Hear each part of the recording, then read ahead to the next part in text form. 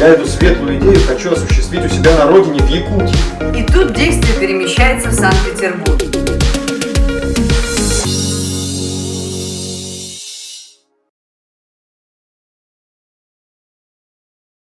Доброе время суток.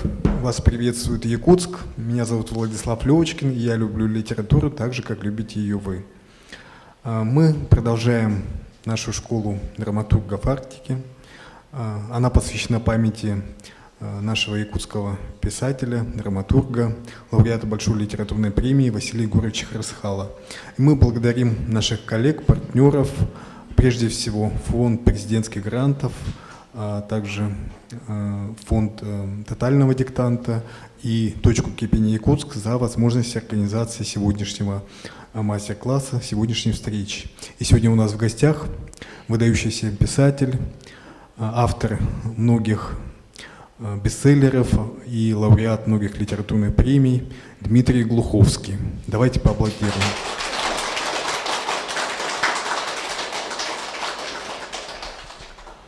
Как всегда, в начале нашего мастер-класса мы делаем просмотр читки, которая состоялась на ледоколе «Красин», которую поставила режиссер Ксения Никитина в исполнении артистов ведущих драматических театров Санкт-Петербурга. Пожалуйста, вашему вниманию.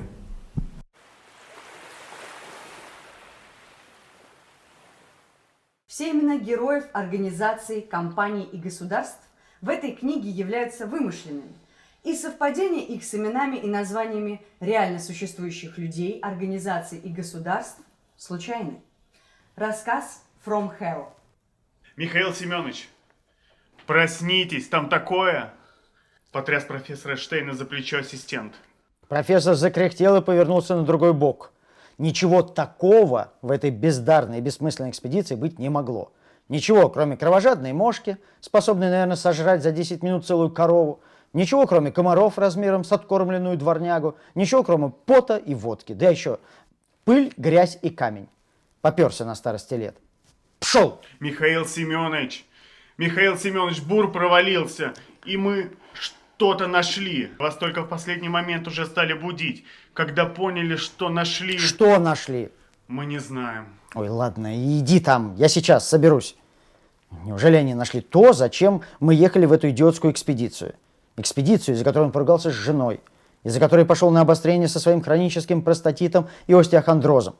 А ведь вроде научились мирно сосуществовать за последние 20 лет. И зачем ему это все было? А затем, что довольно успешный и довольно признанный доктор геолого-минералогических наук профессор Михаил Сергеевич Штейн, советский и российский ученый, был совершенно недоволен своим положением.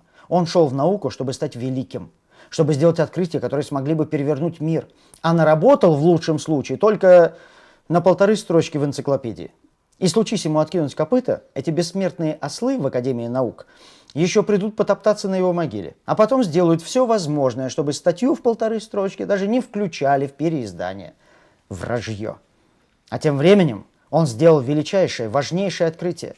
Предположил новое место разлома земной коры. Если он оказался бы прав, всего через 3-4 миллиона лет территория нынешней России окажется разорвана между 2 новыми континентами. И это уже вопрос государственный. Но, конечно, за такую крамолу первосвященники из Академии сразу его распнут, если только он не сумеет предоставить доказательства, пробы пород, свидетельства процессов, которые идут уже сейчас, пока на больших глубинах. Профессор, ради бога, взгляните на это. Мамонта кусок, что ли, откопали? Или трилобита какого-нибудь? Что ж там такое? В середине лежала, подергивая огромными кожистыми крыльями, омерзительная тварь. Из разможженной плоской башки натекла лужа черной крови. Взгляд зеленых глаз с узкими горизонтальными зрачками был неподвижен, но веки опускались и поднимались еще время от времени, а ребра вздымались в редких тяжелых вздохах. Никита подстрелил. Откуда оно взялось? Из шахты. И как же, интересно, оно попало в шахту? Оно там было. Мы его освободили. Исключено. Исключено. На глубине 3 километра. Это антинаучно. Внезапно бестия вздрогнула, подняла голову. Горизонтальные, словно у козы, зрачки, совершенно неуместные на отвратительной харе, нацелились на Штейна. Пасть на акуле и манеру, усеянная острыми клыками, раскрылась, и тварь загоготала. чудовищный, невозможный звук, смесь хохота и басовитого, слишком низкого для человеческого горла бараньего блеяния. Отсмеявшись, она запрокинула голову и подохла. А еще через несколько минут, когда солнце окончательно вышло уже из-за сопки, под его прямыми лучами туша вдруг задымилась и сгинула. Антинаучно. Из проклятого иркутского аэропорта Штейн улетал с некоторым страхом. После обнаружения странного создания над экспедицией словно повис страшный рок.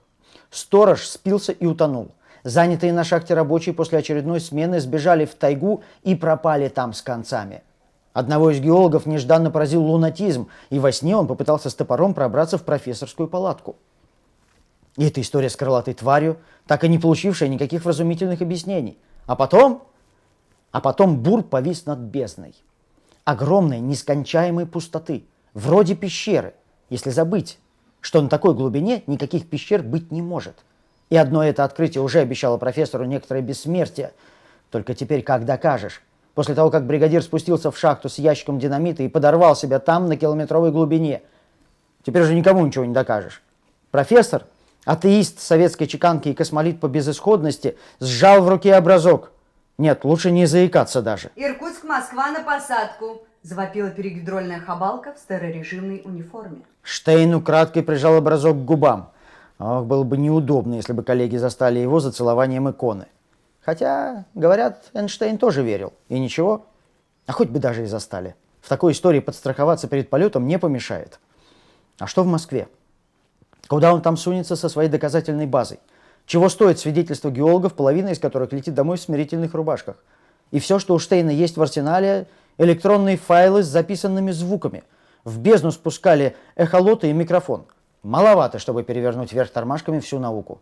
Недостаточно, чтобы обосновать совершенное Штейном открытие. А ведь он открыл преисподнюю. Дедушка, тебя к телефону, выговорила Алиса. Спасибо, зайка моя, иду. Штейн, сказал Штейн по телефону. Михаил Семенович, рекомендуем вам немедленно прекратить работу. Какого черта? Кто говорит? Говорят из больницы Алексеева. У нас тут проходит реабилитацию один из ваших коллег. Вам меня не запугать. Слышите? Вам меня не запугать. Алиса, которая под аккомпанемент телевизора строила из томов большой советской энциклопедии 1935 года выпуска домик для своих кукол, перепуганно уставилась на деда огромными синими глазами. Михаил Семенович, если вы вздумаете куда-нибудь с вашими бумагами идти, мы за вами сразу неотложку отправим. Не запугаете. Запугаем. И гудки. Дедушка, у тебя все хорошо? Не знаю. Не очень.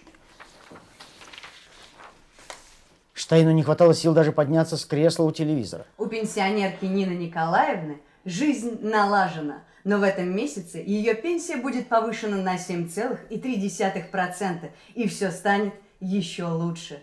Перед объективом предстала румяная и подтянутая старушка, гоняющая чаи на милой и уютной кухне. Дедушка, у меня к тебе вопрос. А почему в телевизоре все такое яркое? И почему всегда у всех все так хорошо? И так разве бывает? В этом году ассигнование на науку увеличится на 17%. Наш корреспондент Иван Петров заглянул в научный центр в Королеве и ознакомился с новейшими технологиями. Тут гагаринскую центрифугу используют для лечения болезней позвоночника. А это, Алисочка, потому, что телевизор – это окно в другой мир, в волшебную страну Зазеркалья. Там все очень-очень похоже на то, как у нас, но все по-другому.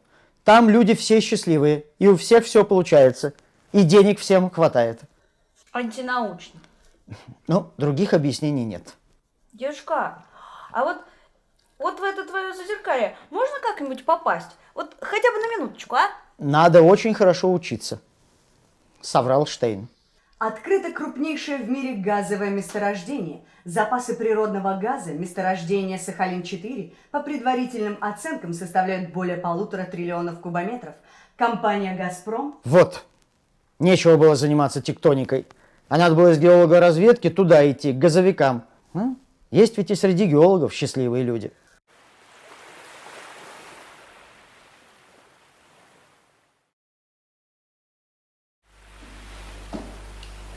Спасибо нашим артистам и режиссеру. Друзья, мы погрузились в текст. Ну вот скажите, Дмитрий, у вас уже такой большой опыт экранизации, вы работали сценаристом. А есть еще трепет, вот, когда слышите свой текст вот, в исполнении артистов? Да, ну вы знаете, в особенности, конечно, трепет, когда я слышу именно этот текст, потому что у него шансов на экранизацию нет никаких, потому что выясняется, что то есть этот ученый, я расскажу вам сюжет, этот ученый открывает при помощи бурения врата в преисподнюю и хочет зарегистрировать открытие, но все его считают сумасшедшим, его освистывают на заседании, значит, Академии наук, а потом, когда все академики стоят и уходят, остается только один человек в черном костюме, который говорит: ну я знаю, что вы не врете, что вы действительно открыли врата в преисподнюю, но мы не можем все равно зарегистрировать это открытие. И этот Штейн говорит: ну почему же? Он говорит: ну потому что это открытие сделано до вас. Он говорит: а кто вы? Он говорит: а я из компании «Газпром». И мы давно уже, во-первых, все открыли до вас, во-вторых, наладили надежное партнерство с нашими, значит, соседями снизу, и берем у них газ, приходится некоторые вещи тоже нам на государственном уровне выполнять по взаимным обязательствам. Вот.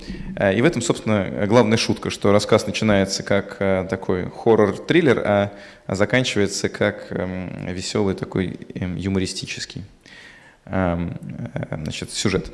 И когда ты смотришь, как эта история, конечно, зачитывается такими талантливыми, тем более артистами вслух, сердце начинает биться чаще. Ну, наши читатели и зрители могут увидеть полностью весь рассказ в исполнении артистов в сети.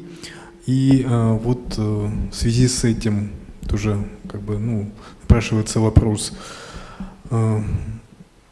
скажем, часто затрагиваете политические темы, да, ну, надо сказать, что здесь есть влияние и вообще в целом русской литературы ощущается в этом, поскольку так у нас сложилось, что часто, и вообще не только в России, а вообще в мире, часто писатель становится в оппозицию, да, к действующей власти. И здесь вот есть упоминание о том, что, конечно, все факты, которые изложены в рассказах, это являются вымыслом, это художественный вымысел.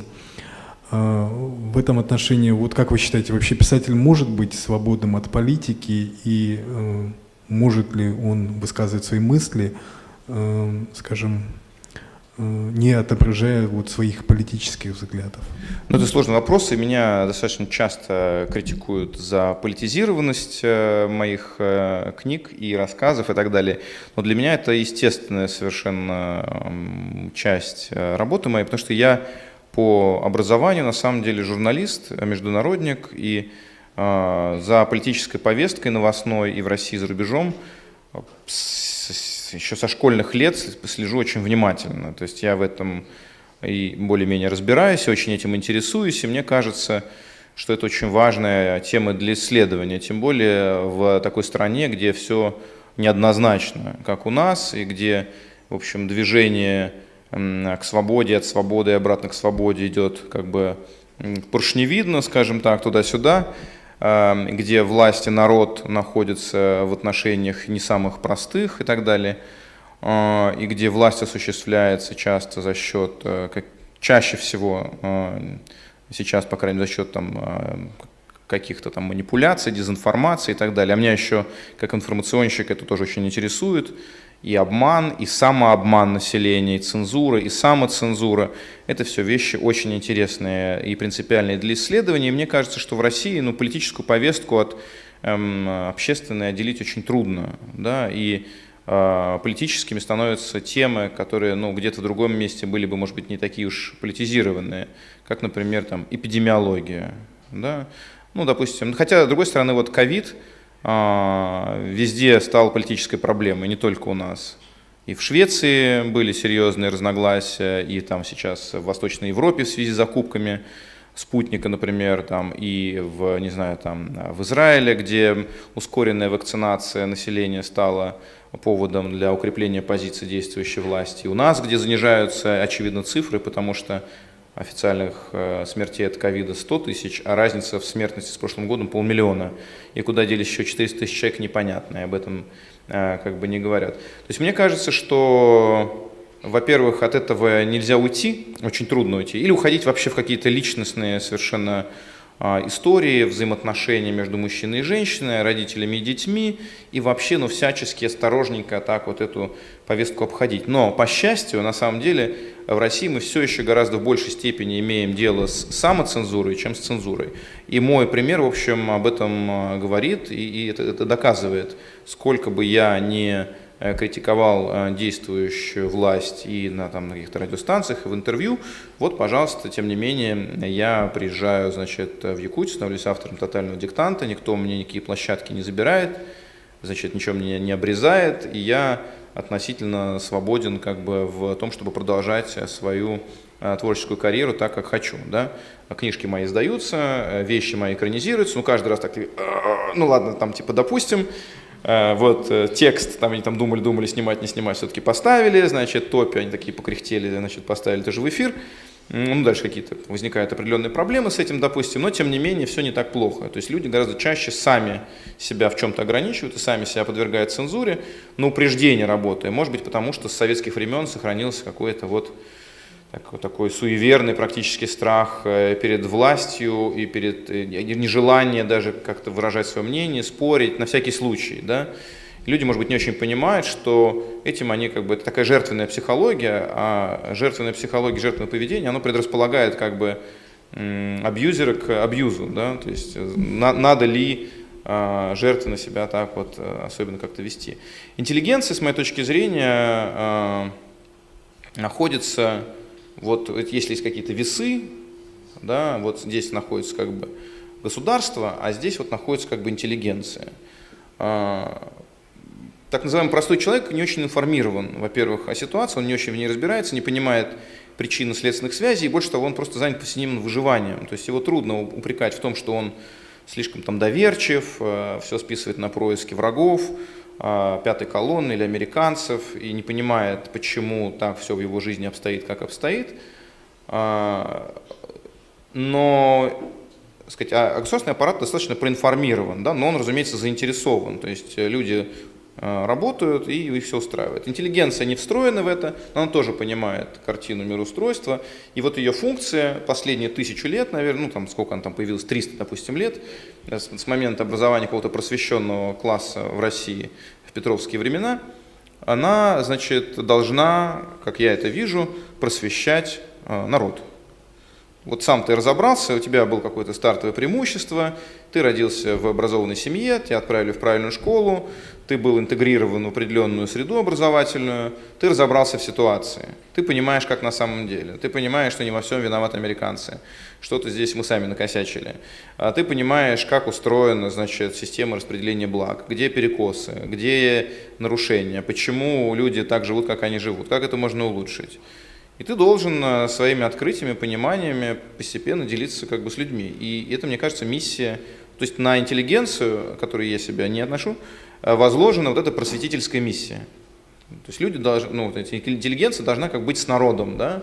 Но, разумеется, власть ее пытается всячески к себе переманить, там, награждает ее всякими там значками, орденами, дачами, и всячески старается интеллигенцию охмурить, потому что это как бы альтернативный центр, и как бы более моральный, потому что менее заинтересованный центр общественного мнения и авторитета. Да, вот так. Поэтому, с моей точки зрения, избегать политических и острых тем для интеллигента и для автора вообще аморально. Да? Потому что кто-то должен об этом тоже думать. И речь не идет о каких-то революционных призывах, речь идет о том, чтобы помогать обществу двигаться эволюционно в правильном направлении, но это невозможно делать без критики. Да?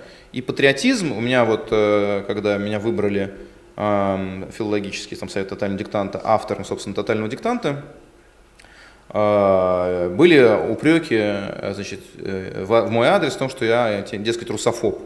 Русофоб – это человек, которому не нравится партия правительства, да, видимо. Я-то считаю себя, наоборот, патриотом и считаю, что государство – это одно, и чиновники – это одно, а страна это другое, народ это третье, как бы все это вещи, которые не нужно смешивать. У нас часто это все в одно лепится, как бы если ты любишь государство, то ты любишь страну.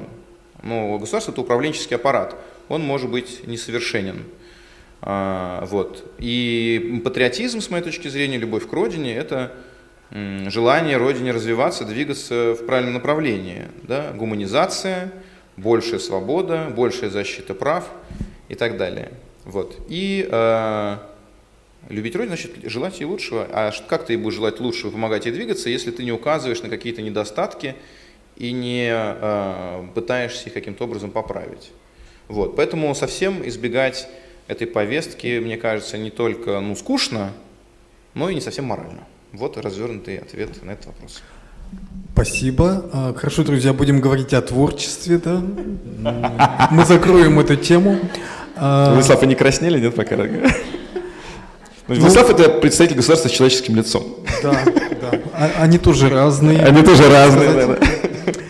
Хорошо. Дмитрий, мы просили вас сделать выступление именно на творческую тему. Автор, читатель и герой. Вот в каком порядке нужно расставить и, как вы считаете, кто главнее, скажем? Вы знаете, то есть так, эту тему можно препарировать следующим, все выдохнули, да? Все, больше политики не будет. Вас не арестуют, привыкните, нормально. Значит, препарировать эту тему можно следующим образом. Я лично всегда отталкивался от темы. То есть какая-то тема, которая меня занимает, и я под эту тему дальше уже... То есть я хочу высказаться на определенную тему. Да? Это может быть какая-то тема общественная, это может быть какая-то тема личная, историческая, или может быть какой-то прогноз касательно того, куда нас приведет развитие той или иной технологии и так далее. И дальше под эту тему подбирается герой. То есть я как автор с моими темами, колебаниями, сомнениями, переживаниями, исследованиями оказываюсь на первом месте. И дальше возникает герой как выразитель темы. И сюжет, собственно, я строил раньше так, чтобы сюжет этот своим развитием иллюстрировал тему. Да? Человек читает, он думает, что он читает приключенческий сюжет. Я не чураюсь, в отличие от серьезных авторов современных, приключенческого сюжета, острого, интересного. То есть я считаю, что если ты хочешь, чтобы тебя вообще читали, тебе нельзя позволить читателю заскучать. То есть он должен быть вовлечен и увлечен, и переживать за персонажа. И только к концу этого сюжета приключенческого, когда все расставлено по своим местам, уровень метафорический совмещается с уровнем первым сюжетным, то есть ты понимаешь, что это было не просто так, да, а это развернутая метафора чего-то еще. И тогда все становится на свои места, ты понимаешь тему этого исследования, тему этого сюжета и приключения, и вместе с героем заодно, если все получилось, ты не только это узнал, но и прочувствовал, да, то есть и пропустил через себя. И дальше там находится, собственно, читатель. Читатель тот, к которому либо ты адресовался при помощи рекламной кампании, если ты начинаешь, либо твой какой-то последовательный читатель, который знал уже твои более ранние вещи, или тот, которому посоветовали другие. То есть это сарафанное радио, такое распространение от одного человека к другому, просто по личному совету. И мне кажется, это наиболее правильная цепочка, потому что если отталкиваться от читателей, то есть люди, которые хотят кому-то потрафить, хотят кому-то угодить, начинают вырисовывать свою целевую аудиторию, предполагаемую. Вот моя целевая аудитория, это мальчики-подростки, которые, не знаю, то, что по-английски называется fun boys. Вот они читают комиксы, вот они любят фантастику, вот для них я сейчас напишу. Или моя аудитория это девочки или девушки, допустим, в университете, у них сейчас такой-то жизненный этап, а им, скорее всего, понравится вот это вот. И вот для них надо сконструировать какую-то историю, которая обычно в среднем нравится этому полу, этому возрасту, этому уровню образования и так далее. Это делают рекламщики, но мне кажется, очень неправильно писать истории, в особенности литературные сюжеты, исходя из какого-то портретирования целевой аудитории. Это очень бездушный подход. Во-первых, все люди разные, но при этом у них есть что-то универсальное и общее, разумеется. Если ты начнешь что-то конструировать, исходя из какого-то расчета бухгалтерского, можешь быть уверен, то есть ты думаешь, что девушкам нравится, допустим, Мы знаем, что есть популярность, там была популярность, сейчас она немножко отступила, вампирских саг. Вот романтический образ молодого человека, который как бы вампир. На самом деле речь идет о дефлорации, то есть о том, что как вот ты расстаешься с невинностью, если он как бы тебя любит, во-первых, надо его в себя влюбить сначала, потом, если он тебя любит, то он подождет, прежде чем тебя кусать, так сказать, и пить твою кровь. Вот. И все это метафорически, со времен еще Брэма Стокера и Дракулы, секс — это метафора, как бы, ну, вампирский кус — это метафора секса. Но если меня эта тема как бы не волнует, потому что, во-первых, я не могу это прочувствовать, я не чувствую всех нюансов, нюансов чувств и оттенков, которые, и той бури, которая бушует в девичьей душе в преддверии как бы инициации этой. Нафига я буду за это браться? Ну, то есть у меня сегодня получится вместо значит, масляного какого-то такого портрета в пастельных тонах нежных получится плакат. Потому что это те чувства, которые могу предположить, да, допустим, я люблю и уважаю женщин, я очень много с ними разговариваю, и я из разговоров я слушаю, я понимаю примерно, как это ощущает и видит женщина. Но я это не могу сам прочувствовать, и зачем мне за это браться по чужим рассказам? Это будет, ну, такая фотокопия чужих чувств, не очень точная, огрубляющая цвета, нюансы и так далее. Не стоит за это браться. Точно так же, как бы, ну вот я пока маленький мальчик, пишу «Метро 2033», книжку свою первую, начал там в 16, закончил в 22, 25 она вышла на бумаге. Я пока нахожусь в этом как бы потоке ощущения мира, и тема, которая там обсуждается, раскрывается, это тема на поиск своего предназначения. Вот меня очень в этом возрасте, как и любого мальчика, и девочку тоже, волнует, кем я стану. Как мне правильно разобраться, каково мое предназначение. Как мне не упустить свой шанс вот куда-то влиться в такое место, которое меня потом вынесет в правильную точку в жизни. Если я ошибусь, если я не на того пойду учиться, и не с теми свяжусь, и не туда пойду работать, и там уеду, а не останусь, или останусь, а не уеду, и так далее. Им жизнь моя пойдет наперекосяк. Да?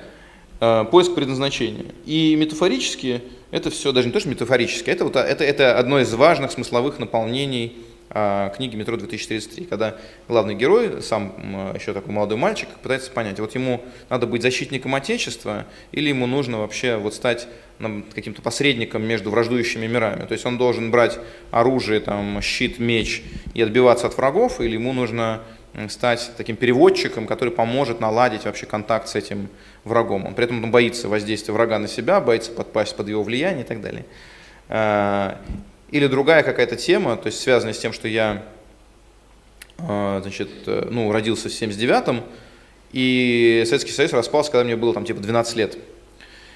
И естественным образом на мое отрочество с 12 там, по, там, допустим, 16-17 лет пришлось время новой России, которая, вот Советский Союз, вот мы строили там 70 лет Советский Союз, у нас было четкое представление о прошлом, четкое представление о будущем, мы знали, ради чего мы так живем не очень, ради чего наши предки вообще погибали. Это был какой-то грандиозный, цивилизационный проект по переустройству мира, который придавал вот своим масштабам и грандиозности смысл нашим страданиям или нашему просто такому унылому достаточно, хотя может быть и спокойному существованию. И вдруг это все отменяется, люди, которые этим проектом как бы руководили, начинают заниматься приватизацией, то есть выяснилось, что не такие уж они и марксисты.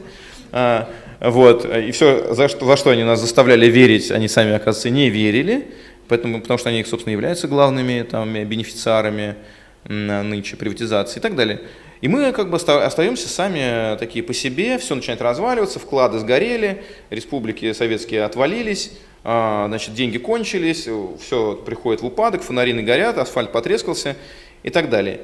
И вот это просто ощущение жизни в 90-х годах, в котором я естественным образом там в 12, 13, 14, 15 лет формируюсь. И для меня распад Советского Союза и реконструкция новой России из обломков и географических, как с Крымом, и, значит, символических, как с гимном Советского Союза, и каких-то, значит, там политических, как мы там с нашими этими всеми внешнеполитическими там авантюрами происходит. это все отражается в том мире, который я описываю. Хорошо, там случился полный конец света, люди вот закрылись в метро, прошлое для них это что-то светлое, а будущее для них что-то страшное. И вот они сидят в таком ограниченном музейном пространстве станции метро, построенных там дедами их из мрамора и гранита, и они не могут из него никуда выйти. Это мое уже постфактум осмысление. А там я просто интуитивно все это описано. Но в это войти второй раз очень трудно. То есть ты просто в этом находишься, ты это себя как бы пишешь, лепишь, и вот из сочетания этих факторов получается герой, получается тема. Она оказывается созвучна времени и созвучна ощущениям возраста и поколения, и становится книга популярна, с одной стороны, сначала среди подростков, потому что я сам был подростком, когда все это придумывал, ну и потом она каким-то образом созвучна духу времени, потому что в итоге сконструировать такую вещь постфактум, вот я сейчас, то есть я не знаю, как дядечки всякие такие седые пузатые пишут литературу для подростков. То есть с моей точки зрения, либо они не повзрослели, либо они врут. Вот, и притворяются. Как бы на меня пионерские штанишки не влезают, больше не налезают. Все. Как бы, не застегивается. Все. Я из этого вырос. Значит, все уже, понимаете? Поэтому, с другой стороны, я к этому своему возрасту и к начинающимся сединам, значит, что-то другое, с какими-то другими ситуациями жизненными столкнулся, что-то другое на себе прочувствовал, разобрался в том, что в массовой культуре на какие-то темы много вранья, просто на личные темы, да, какие чувства, когда людям положено испытывать, например. Ты понимаешь, что на самом деле ты испытываешь другие чувства, ну да, они немножко неловкие, поэтому про них мы говорить не будем. Нет, почему же не говорить? Давайте наоборот поговорим. Потому что когда ты начинаешь о них рассказывать честно, ты понимаешь, что на самом деле они плюс-минус универсальны, просто не принято признаваться в определенных вещах. Очень мифологизирована любовь, очень мифологизировано отношение к детям и к родителям. Часто это бывает далеко не так искренне, тепло, ярко и однозначно. Да? И если ты просто даешь себе труд и смелость находишь честно и искренне описать свои взаимоотношения с близкими людьми, вдруг это резонирует с достаточно широкой аудиторией. Все, оказывается, имеют терки с родителями, как ни странно. Одного ребенка любят больше, чем другого, хотя в этом не признаются. И каждый раз, когда они говорят своей любимой женщине: да, я тебя тоже люблю, они имеют в виду что-то другое. В особенности, когда она говорит: я тебя люблю, а ты меня. Ну, ты говоришь: тоже, я тебя тоже люблю. Но в этот момент ты можешь испытывать какие-то противоположные чувства. А когда ты будешь говорить: я тебя люблю, она, может быть, тоже в этот момент не испытывает этого. Да? То есть все это очень мифологизировано, заштамповано, заклишировано. И мы думаем, что это и есть правильный мир. Мы думаем: со мной что-то не так. Как же я могу там не любить свою жену, например? Может, я когда-то ее любил или был влюблен, потом это прошло, рассеялось, она меня все еще типа любит, но что у нее? Ну, то есть, как бы, понимаете, да? И если ты просто начинаешь на эту тему честно, как-то искренний разговор, вдруг ты понимаешь, что ты можешь попасть в нерв. Вот Анну Каренину читаю, он там достаточно безжалостно настоящее чувство людей друг другу описывает. Да? И честно, в массовой культуре современной этих честных описаний как бы нету. А у него так чистый, простой язык, и вот сидит один человек у ложа умирающего своего отца и ничего не чувствует. Он думает: что-то ничего не чувствует, Господи. И так в жизни тоже бывает. Да, что вот ты пришел на похороны и стоишь, смеешься. Это вроде как бы твой близкий человек, а ты вместо все плакать должен, а смех разбирает. Думаешь: со мной что-то не то. И изображаешь какую-то скорбную гримасу. И вот похоронили человека, так ничего не почувствовал, а потом еще год ты каждый день о нем думаешь, и тебя накрывает постепенно. Вот правда-то. Да? Но в кино такого как бы, в кино все стоят на похоронах, плачут, женщины там такие.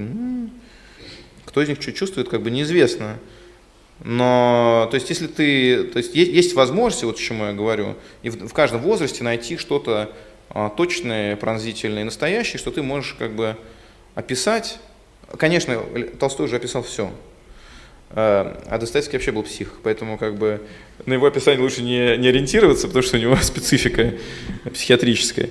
Но тем не менее, для каждого нового поколения есть необходимость в каком-то современном голосе, который соответствующим сленгом, соответствующими какими-то культурными или реалиями или актуалиями, реперными точками, там, не знаю, брендами, понятными какими-то отсылками к датам, годам, политикам, не знаю, там, культурным деятелям и рекламе на улице. То есть какой-то узнаваемый мир, в котором опять разыгрываются вечные темы. Короче, мораль какая?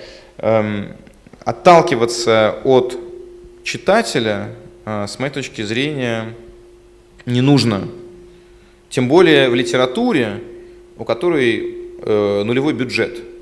Вот когда ты разрабатываешь дорогостоящий, предназначенный для кинотеатров фильм или большую компьютерную игру, и ты тратишь миллионы на то, чтобы это все состоялось, ты не можешь себе позволить какой-то отвязанный творческий эксперимент. Потому что тебе потом за эти деньги надо оправдываться перед инвесторами. И тогда тебе надо понять, для кого ты это делаешь, какие у него предпочтения и так далее. Но получается, чем более массовый продукт, тем он более безуглый, тем более шлифованный, он не должен ничьих чувств оскорблять, этих мы не можем обидеть, тех мы не можем обидеть, значит, этически неоднозначных вещей обсуждать нельзя, религию не затрагивать, грудь не показывать.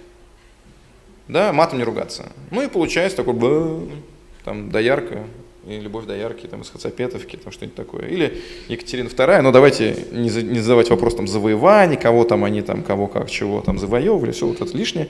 Вот просто там дворцовые какие-то сцены. Ну, вот. И литература все-таки может себе позволить гораздо большую степень радикальности, потому что никого, ни перед кем не надо за деньги оправдываться. Да? Вот что ты хочешь, что ты тратишь свое время, ты можешь позволить себе предельную искренность, честность высказывания, радикализм суждений, этические какие-то эксперименты в рамках действующего законодательства. Вот. И, соответственно, большую какую-то степень надрывности и оригинальности, соответственно, да. Театр тоже это может себе позволить, но не любой. Там, государственный театр, разумеется, им тоже приходится там ряд тем. А вот маленькие какие-то, которые в подвалах играют, вон там какой-то типа театр ДОК, например, да, они могут за счет тоже нулевого бюджета, они там на голом энтузиазме могут какие-то более там смелые темы брать. Вот. Все к тому, что в любом случае это должно идти от сердца, вот, а не от головы. Если это идет от головы, это рискует тем, что другие сердца человеческие это не зажжет. А все-таки главная вещь, с моей точки зрения, в повествовательном искусстве – это способность зажечь читателя или зрителя какой-то эмоции, заставить его прожить, да, все это. Если нет эмоций, которые ведет читателя или зрителя через сюжет, нет концентрации внимания и нет никакого усваивания тех тем, которые предлагаются к обсуждению. Абстрактные рассуждения люди вот так вот пролистывают просто. Ну, кроме очень подготовленных читателей, которым нужно по этой теме экзамен сдавать, да. Все остальные просто отключаются и начинают думать о своем. Только погруженность в эмоциональное переживание заставляет читателя и зрителя пропускать по-настоящему и темы через себя, через переживания героев. Вот. А это возможно, если ты сам способен эти чувства понять и почувствовать, и передать их дальше. Вот. Так что я бы сказал, что результат моих жизненных открытий, может быть банальных, и совпадающих с канонами вообще драматургического искусства, заключается в том, что все должно идти от сердца и от души. Это просто более надежный путь. Когда это идет от головы, от холодного расчета, гораздо больше опасность того, что получится мертворожденное, нежизнеспособное дитя.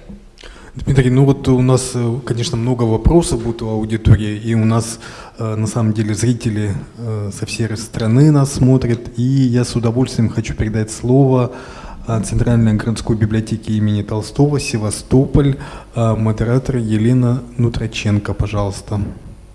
Добрый день. Здравствуйте. Я хочу передать слово для приветствия советнику директора Департамента культуры города Севастополя Савушкиной Марии Александровне. Коллеги, добрый день. Рады стать частью вот этой прекрасной встречи в Якутске. И особенно приятно то, что именно ваш регион выбран столицей этой просветительской акции. И все-таки как здорово, что несмотря на огромную разницу в километрах, многотысячную, и 6-часовую разницу во времени, у нас есть возможность пообщаться с автором текста диктанта, с известнейшим автором Дмитрием Глуховским. Это здорово, правда. Особенно приятно, что организаторами был выбран такой интересный формат, что сегодня у нас есть возможность поучаствовать в мастер-классе Дмитрия, а завтра строчки автора текста напишет вся страна. И хочется сказать, что город Севастополь всегда поддерживает интересные форматы. Севастополь за продвижение различных творческих интересных форматов и мероприятий. И одно из знаковых событий нашего региона – это фестиваль «Книжный бульвар». И в этом году тема достаточно интересная – книги детям, о детях и для детей. Как уже понятно из названия, что все на этом фестивале будет посвящено, все мероприятия направлены на повышение интереса у ребят, у детей, у подростков к чтению. Мы вас приглашаем на это мероприятие, и ваших молодых писателей, молодых авторов мы приглашаем на конкурс, который называется «Многообразие», и очень надеемся, что с вами выберем такой интересный формат, потому что наши мероприятия всегда полны различных направлений. Это и квизы, и мастер-классы, и презентации, и именно с вашим регионом выберем что-то такое интересное, что действительно будет знаковым. Нам есть чему у вас поучиться. Вы самый читающий регион 2020 года, это особенно приятно. И мы открыты к сотрудничеству, открыты к дружбе с вами, с большой теплотой, весенним настроением и любовью. Ваш Севастополь. Спасибо большое, Севастополь. Очень приятно услышать такие слова, но у Севастополя есть возможность задать вопрос автору, тем более у нас сегодня состоится конкурс, и авторы лучших вопросов получат книгу с автографом автора, и если это будут вопросы из Севастополя, мы обязательно туда отправим эту книгу. Ну, в таком случае предлагаем такой формат. Мы задаем несколько вопросов сразу, да, чтобы как-то сжать немножко время, а если Дмитрий не возражает, он сразу на них ответит. Если запомните. Дмитрий, проблемы с памятью, да? Ну давайте, краткосрочно. Или все-таки вопрос-ответ, как вам удобнее? Давайте начинаем и как пойдет. Хорошо. И у нас сегодня собрались те наши читатели, которые завтра будут писать по вашему тексту тотальный диктант. Вот. И поэтому я предлагаю тем желающим задать вопросы. В аудитории есть вопросы? Здравствуйте, Дмитрий. Здравствуйте. Скажите, пожалуйста, вот вы за свою жизнь побывали на Северном полюсе, на Байконуре, в Чернобыле. А какие еще места бы вы хотели посетить в своей творческой жизни? Спасибо большое. Спасибо большое.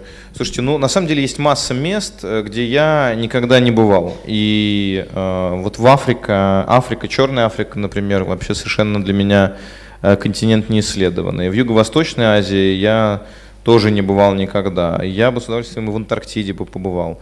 То есть есть места, ну, в Латинской Америке я был точечно буквально в одном месте. То есть, несмотря на то, что, казалось бы, я достаточно много поездил, мир настолько удивителен и необычен, и мне еще нравится, ну и многогранен, мне еще нравится, знаете, погружение какое-то. То есть не просто приехать как турист, а побыть с людьми, пожить немножко, попытаться их жизнью. Мне кажется, это дает совершенно другое представление о месте. Одно дело, ты приехал и посмотрел из окна туристического автобуса на это, да, тебя вывели, ты купил себе какой-нибудь брелок, а другое дело, когда ты приехал и, значит, пожил там вместе с людьми, там, ешь то, что они едят, там, общаешься, ходишь в гости к их друзьям, гуляешь там, где они гуляют, они тебе рассказывают о своей жизни, и ты понимаешь, что жизнь у них совсем не похожа на твою, и одновременно с этим очень похожа. И это дает какой-то совершенно другой, абсолютно другой опыт и очень обогащает.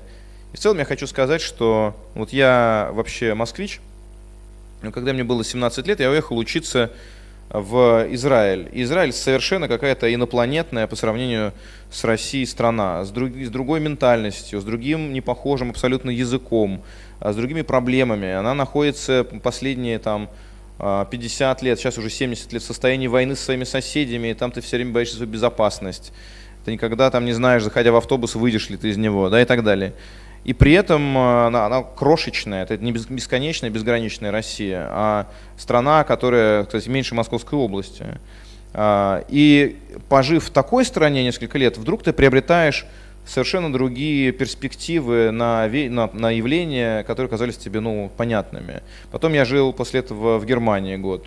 И надо понимать, что к немцам у нас отношения разные, учитывая нашу историю, и познакомиться с настоящими немцами, там, подружиться с ними, попытаться каким-то образом понять их ментальность и мировоззрение, это было очень интересно. Потом я 3 года во Франции жил, и это тоже было такое погружение. И я бы, мне кажется, никогда не стал самим собой, если бы в каждой стране я не погружался в местный менталитет, не общался с этими людьми, вообще не бывал там и не жил там, не учил бы их язык и так далее. То есть это космополитизм какой-то, с одной стороны. С другой стороны, мне кажется, это раскрытие в себе каких-то сторон и снятие определенных шор с глаз. То есть ты видишь мир с другой перспективы, и ты видишь больше.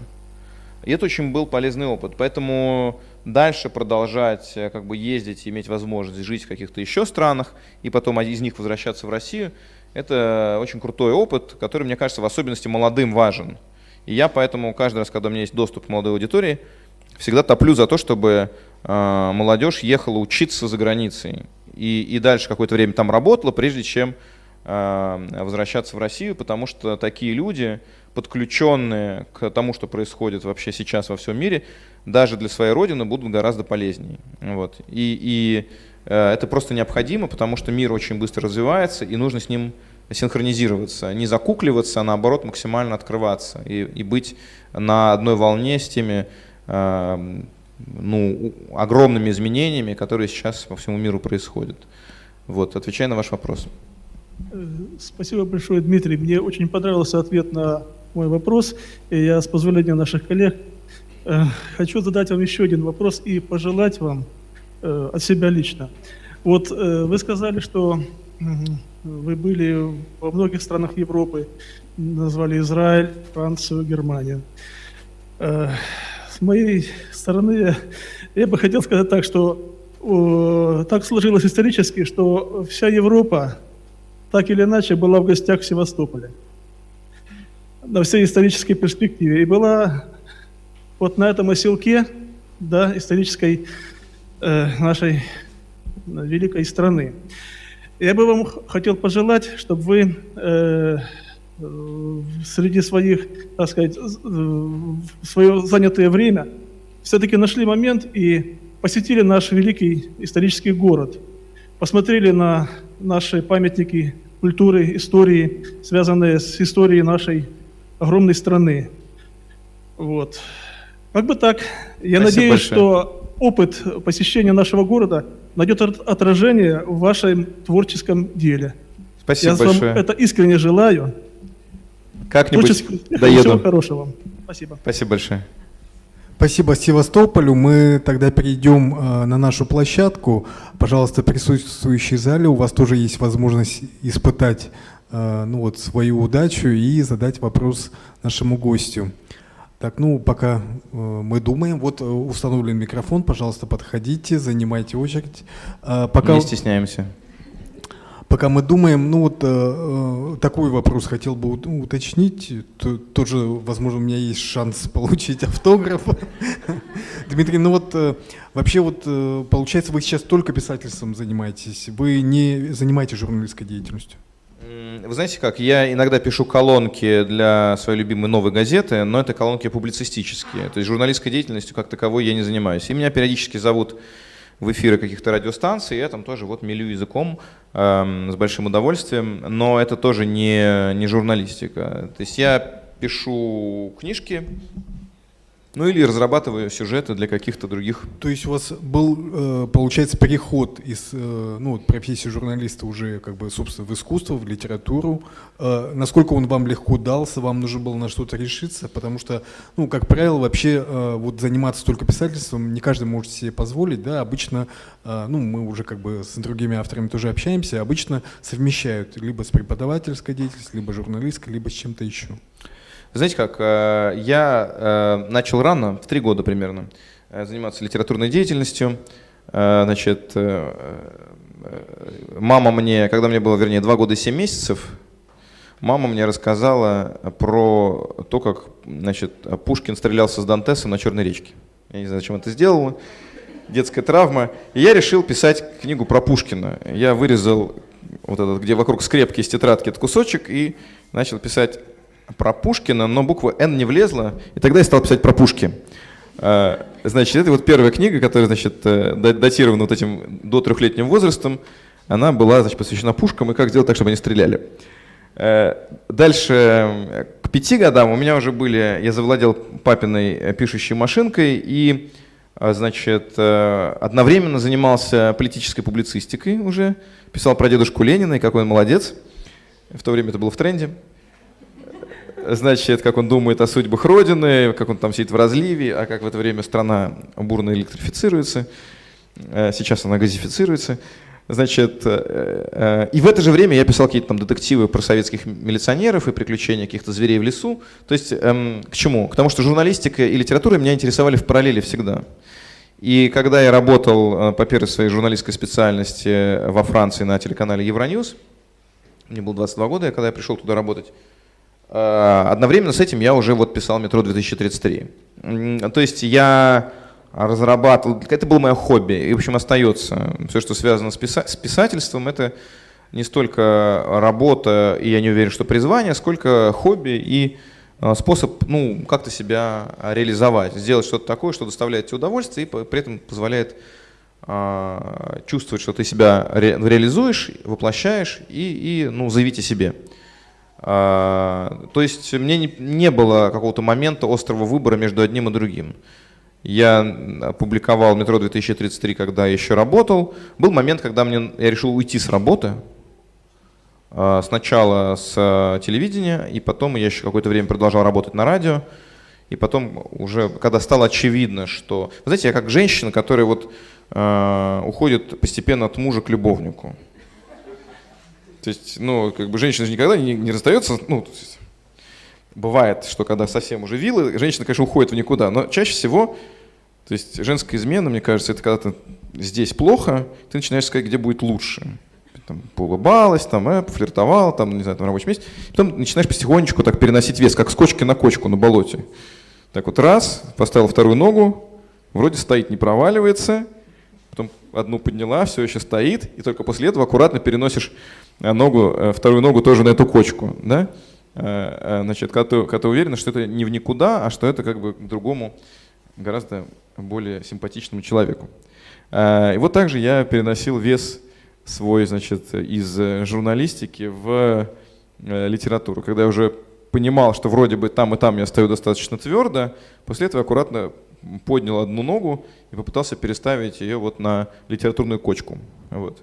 И так вот я постепенно ушел туда. Очень осторожно, потому что, конечно, сыкотно, что уж говорить, бросать зарплату. Спасибо. Ну вот давайте тогда вставать к микрофону, кто хочет выступить, задать вопрос. Елена, пожалуйста. Я уже поняла, что писатель должен прожить жизнь своего героя, да? Погрузиться в его мир и так далее. Ну тогда давайте поговорим о вашем реалистическом произведении «Текст». Так, хорошо, давайте. То есть вы понимаете, да, о чем я говорю? Я понимаю. Откуда вы знаете, как вы можете прочувствовать поведение человека, который вернулся из мест лишения, как он будет себя вести, к чему это приведет и так далее. То есть, когда я читала, у меня было несомненное ощущение присутствия вашего в некоторых местах. И вот это вот возвращение из тюрьмы домой, у вас очень вкусный язык. Очень вкусный. Я когда читала, прям просто любовалась, видела вот эти пейзажи, эти картины. Я приходила вместе с ним домой, возвращалась, кричала в это окно: «Мама», да? Вот. И дальнейшее меня, конечно, удивило, потому что я знала, что вы мальчик из интеллигентной семьи, значит, жили за границей и так далее. Вот расскажите, пожалуйста, откуда у вас родился вот этот вот герой, вот этот персонаж? Мне очень любопытно было бы это услышать. Спасибо. Спасибо большое. Ну, смотрите, значит, что касается женщин. Ну, во-первых, как известно, женщины — это люди. Тоже люди. Говорил, что феминист. Я феминист настоящий, да. Вот. И я об этом не устаю повторять. И вот уже третья встреча, на которой я настаиваю на том, что женщины тоже люди. И вот у каждого человека есть шанс либо мужчиной родиться, либо женщиной, понимаете? И это 50 на 50 шанс. Вот. И личности забрасываются, психотипы, характеры, темпераменты забрасываются в случайном порядке в тела. Ну да, к телу прилагается какой-то там гормональный баланс, набор первичных половых признаков, и к женщинам предлагается функция деторождения. Да, это задает какой-то вектор. Да? Но может быть трусливый мужчина и бесстрашная женщина. Ну, тем более. Тем более, видите как. Вот. И так далее. То есть, как бы, может быть болтливый мужчина и молчаливая женщина. И вот эти все какие-то клейма, которые лепятся на гендер, они очень условные. И ты возьмешь, и ты у себя в окружении найдешь непременно кучу исключений для того, что приписывается обычной женщине и мужчине. Потому что просто как бы... Есть социально приемлемое, но социально приемлемое меняется, да? Вот и в одних регионах одно социально приемлемое в России, а в других другое социально приемлемое. Там за добрачный секс режут, а здесь как бы это считается проявлением свободы личности и так далее. Поэтому я бы сказал, что не так сложно представить себе себя женщиной. Да, несмотря на то, что я вот как раз гетеросексуальный мужчина, но я думаю, что вот у писателя, как у актера, который работает по системе Станиславского, есть возможность как бы погружения в мир другого человека. Да? Ты можешь представить себе себя при определенных обстоятельствах, и ты почувствуешь те императивы, которые чувствует человек. Вот если мне скажут, что мне как бы сейчас, если я буду там, не знаю, в мини-юбке ходить, это плохо, а вот такое хорошо. Но через какое-то время я адаптируюсь. Может, я там повозмущаюсь, но тем не менее я там буду вот этим нормам следовать. Да? Вот так нельзя себя вести. Первым знакомиться, подходить нехорошо, потому что это не скромно. Значит, надо себя в первую очередь посвящать семейной жизни. Вот я вот на предыдущей встрече этот пример приводил. У меня все мое поколение людей, которые мне знакомы, очень заботливые отцы. Они много времени проводят с детьми, значит, при разводе занимаются, обязательно там выходные, иногда и больше и так далее. Вот поколение моих родителей смотрит на меня, а я вот как раз в разводе, и много занимаюсь с детьми своими.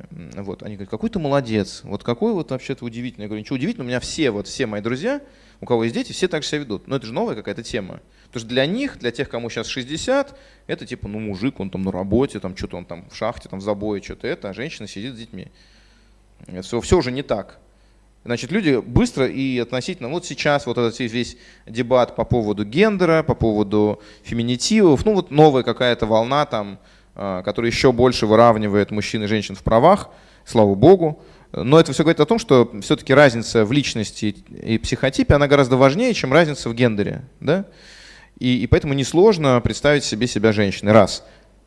И два, это то, что просто я много общаюсь с людьми, а 50% из людей женщины, и мне очень интересуют, конечно, вот эти, я всегда с большим интересом это изучал, расхождения в как раз вот в том, как люди к отношениям относятся, как их воспринимают, и что, опять же, из этого идет от сердца, а что идет как бы от ума, и что ты делаешь вынужденно, а что потому что ты так хочешь. Да? Вот. Что касается героя текста, то... Ну да, я не сидел в тюрьме пока, да? Ну, как говорится, у нас никто не гарантирован от этого. Значит, я как бы из хорошей семьи, но, значит, и я учился за границей, да? И вот, значит, как же я могу про, простого чувака из Лобни написать? Ну, на самом деле, я сам простой чувак из Строгино. Мы до моих 14 лет жили в крошечной квартире на 37 метров, двухкомнатной в Строгино. Строгино от Лобни отличается не очень сильно. Такие же блочные дома панельные. Ну, там, допустим, это хрущевская, а здесь такая брежневская, допустим, генерация этих многоэтажек. Значит, две тети у меня и мама сама из маленького города в Костромской области. И я там провел все свое детство. Они учители школьного языка, школьные учителя русского языка и литературы. То есть этот типаж его мамы, это просто моя тетя. Вот, значит, а он, как бы, условный мой двоюродный брат, которые супер простые чуваки все. У меня 4 двоюродных брата там, они потом разъехались, там один в Мурманске, один на Сахалине, и, значит, один еще, и 2 вот в этом городе остались.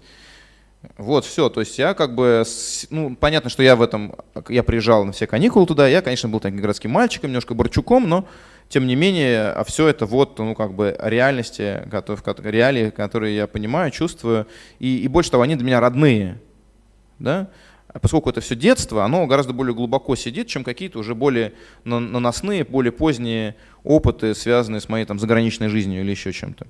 Вот и все. А дальше, ну вот я беру понятные мне обстоятельства, понятные декорации и помещаю в них. То есть я могу себе представить себя таким человеком, потому что я их знаю.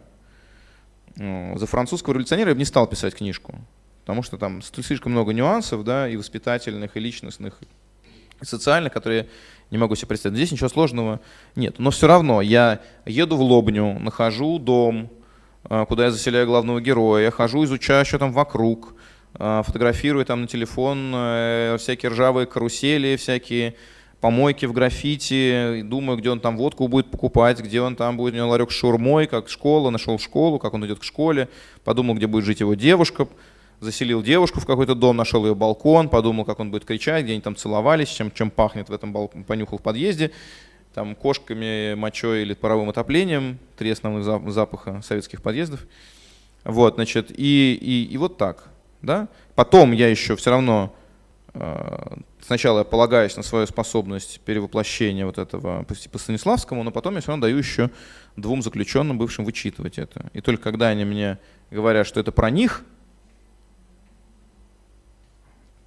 тогда да.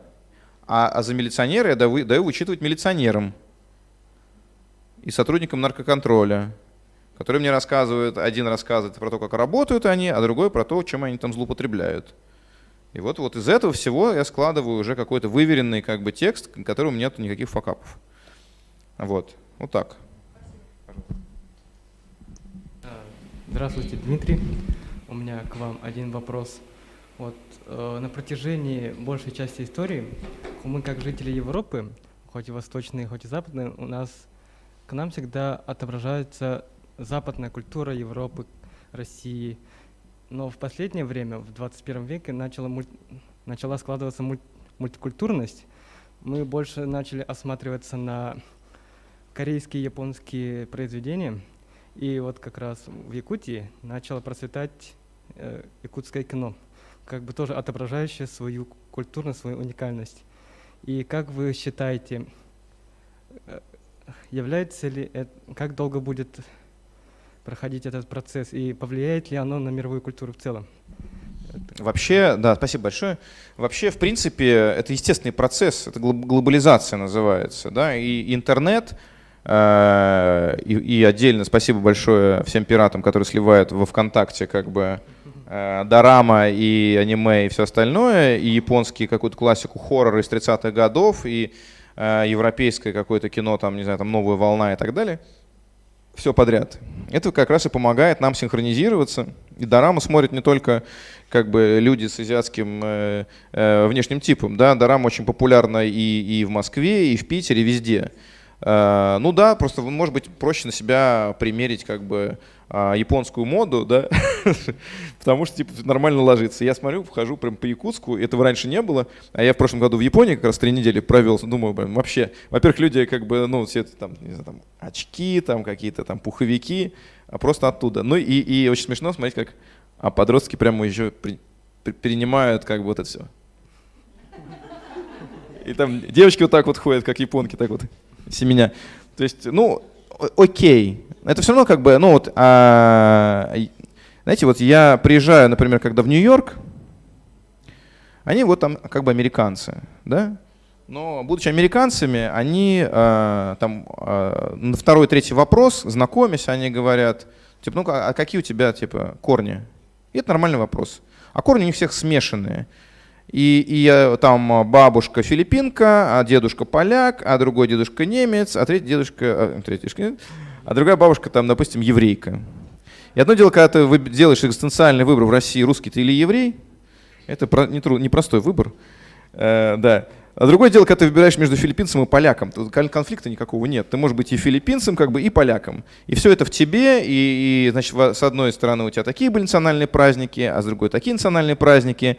Оттуда ты как что-то запомнил, что тебе рассказывали, и оттуда. И вот это формирует твою какую-то новую идентичность. И мы живем в современном мире, где идентичность не обязана быть какой-то вот единственной, да?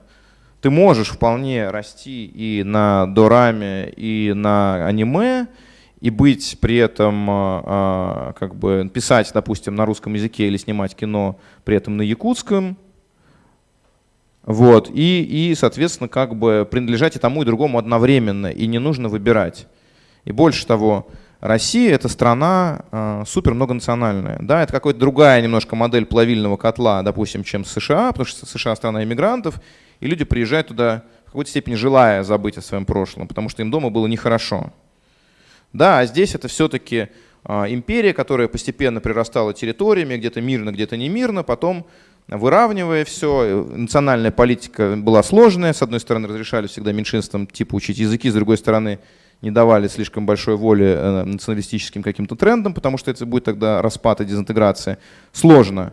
Но я думаю, что в любом случае мы вступаем в эпоху, когда можно быть одновременно всем, и не надо ничего выбирать. Можно быть якутом и при этом быть русским, и как бы быть при этом на волне с японским и корейским кино и интересоваться одновременно там американской литературой. И что, как бы?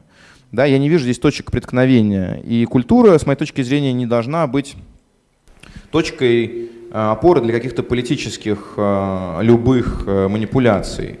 Ты составляешь свою личность из тех референсов, которые у тебя, либо с которыми ты родился, либо которые тебе нравятся.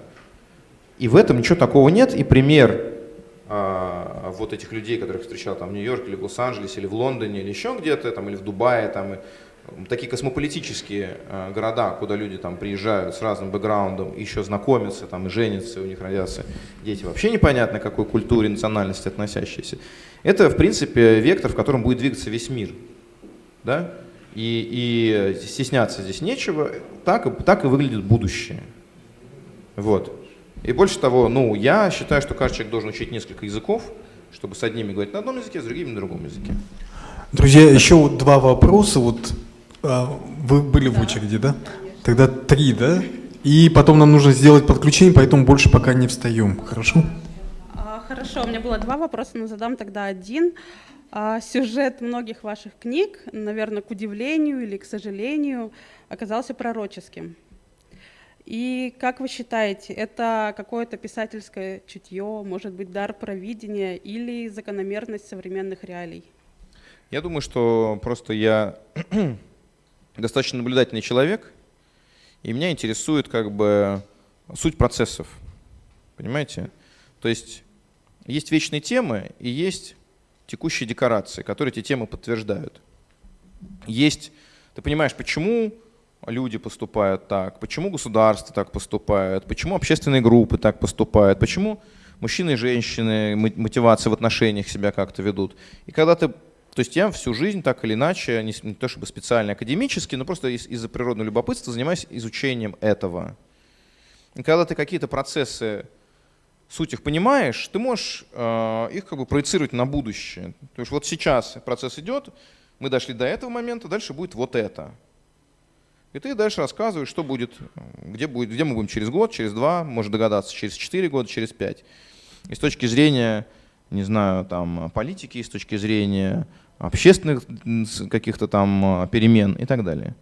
Вот. И это прогнозирование называется. И ты можешь часто какие-то вещи угадать. Иногда не всегда, но часто ты можешь их угадать. Но бывают, конечно, мистические совпадения, которые никак не объяснить. У меня в рассказах о родине был рассказ, значит, где Путин с Медведевым ныряют с аквалангами вместе.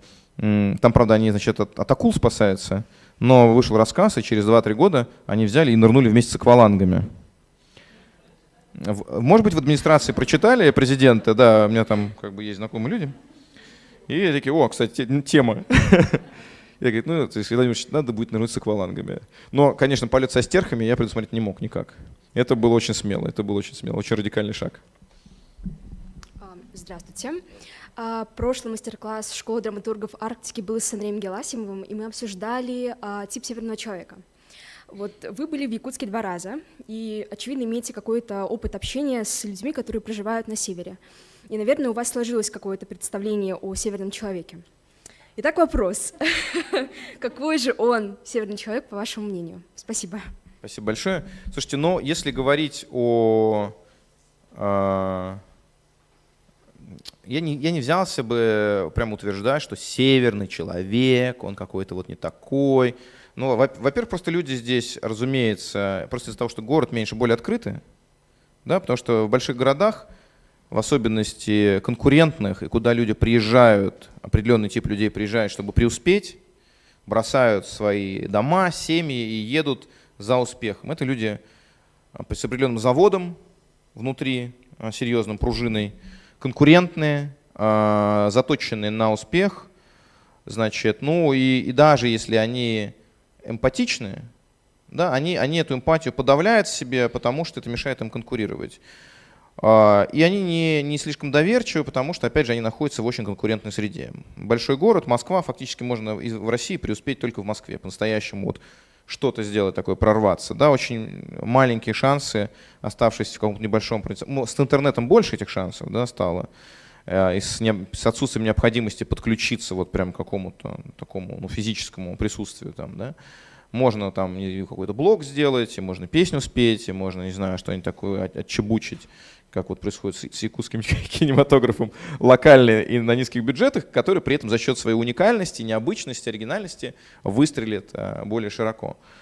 Вот. Но тем не менее, все еще важно в большинстве случаев куда-то там приехать. И вот, конечно, Москва такой город получается достаточно жесткий, люди не торопятся друг другу открываться. Кому-то это кажется, может быть, лицемерием, хотя, может быть, это защитная реакция и так далее. А сюда ты приезжаешь, во-первых, это очень понятно, что дело.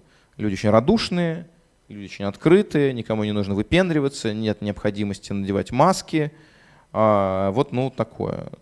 Прежде всего, вот это первое впечатление, какая-то теплота, радушие и открытость. Да? Является ли это признаком северного человека или является это признаком, в принципе, небольшого какого-то города, где все друг у друга как бы на виду и с маски не имеет никакого смысла, потому что все тебя знают вот такусеньким, как бы, и через одно рукопожатие весь город на ладони, как бы, и, ну, это большой вопрос. Но меня именно вот открытость, в хорошем смысле этого слова, простота, не простота какая-то душевная, да, а такая, ну, нежелание изображать из себя что-то. Очень в якутах, в Якутии, в Сахалярах и в русскоязычном населении Якутии все подряд, и в общем здесь это подкупило. Вот. И поэтому я топил как раз за то, чтобы тотальный диктант проводился именно здесь, потому что для меня это 9 лет назад, когда я сюда приезжал, последний раз это был какой-то такой достаточно удивительный опыт. Вот. Еще вот этот мистицизм, который, ну да, русскому человеку вообще свойственно, русскому советскому человеку свойственно, несмотря на научный атеизм, суеверность, да, и мы не столько религиозны, вне зависимости от того, что это за религия, сколько суеверны, да. Но здесь как вот проникновение мистицизма через шаманизм какой-то вообще во все сферы жизни, от совета психолога до совета гинеколога, до совета политолога, вот, это, ну, как бы, это удивительно, и это классно, потому что вместе с комбинацией, как бы, такой, все-таки довольно, ну, там, вот этой типовой советской архитектуры, русского языка совершенно безакцентного и на очень высоком уровне, мне кажется, вот любая национальная республика не может сравниться с тем, насколько как бы здесь вот круто люди по-русски говорят и без акцента и все, ну, небольшой такой уральский говорок, но как бы ничего такого нету, вот, и все это вместе вот все дает какое-то такое удивительное совершенно ощущение. То есть как бы я вот это на встрече привел параллель, типа ты прилетаешь на Марс, а там уже наши. Здравствуйте, Дмитрий. Как известно, любая творческая профессия – это порыв. Ну, то есть это какие-то эмоции, то есть когда делается, тогда делается. То есть практически нельзя заставить. Но, как мы знаем, профессионал отличается от непрофессионала тем, что он может выдавать определенный результат. Ну, например, у Чарльза Буковски это было немного виски. А какие есть у вас ритуалы, когда не хочется, а надо?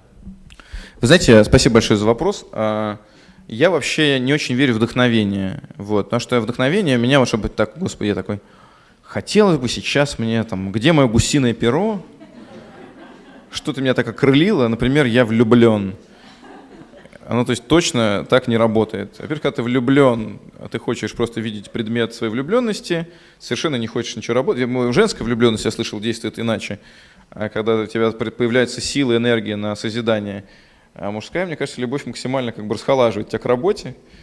И это раз. И единственный способ вообще достичь какого-то результата, я бы, честно сказать, вот, я бы не с каким-то просветлением и не с, значит, божественным каким-то, значит, таким лучом, падающим вдруг внезапно тебе на голову, и ты что такое начинаешь писать, и у тебя все получается, сравнивала этот процесс, а скорее с шаманским камланием.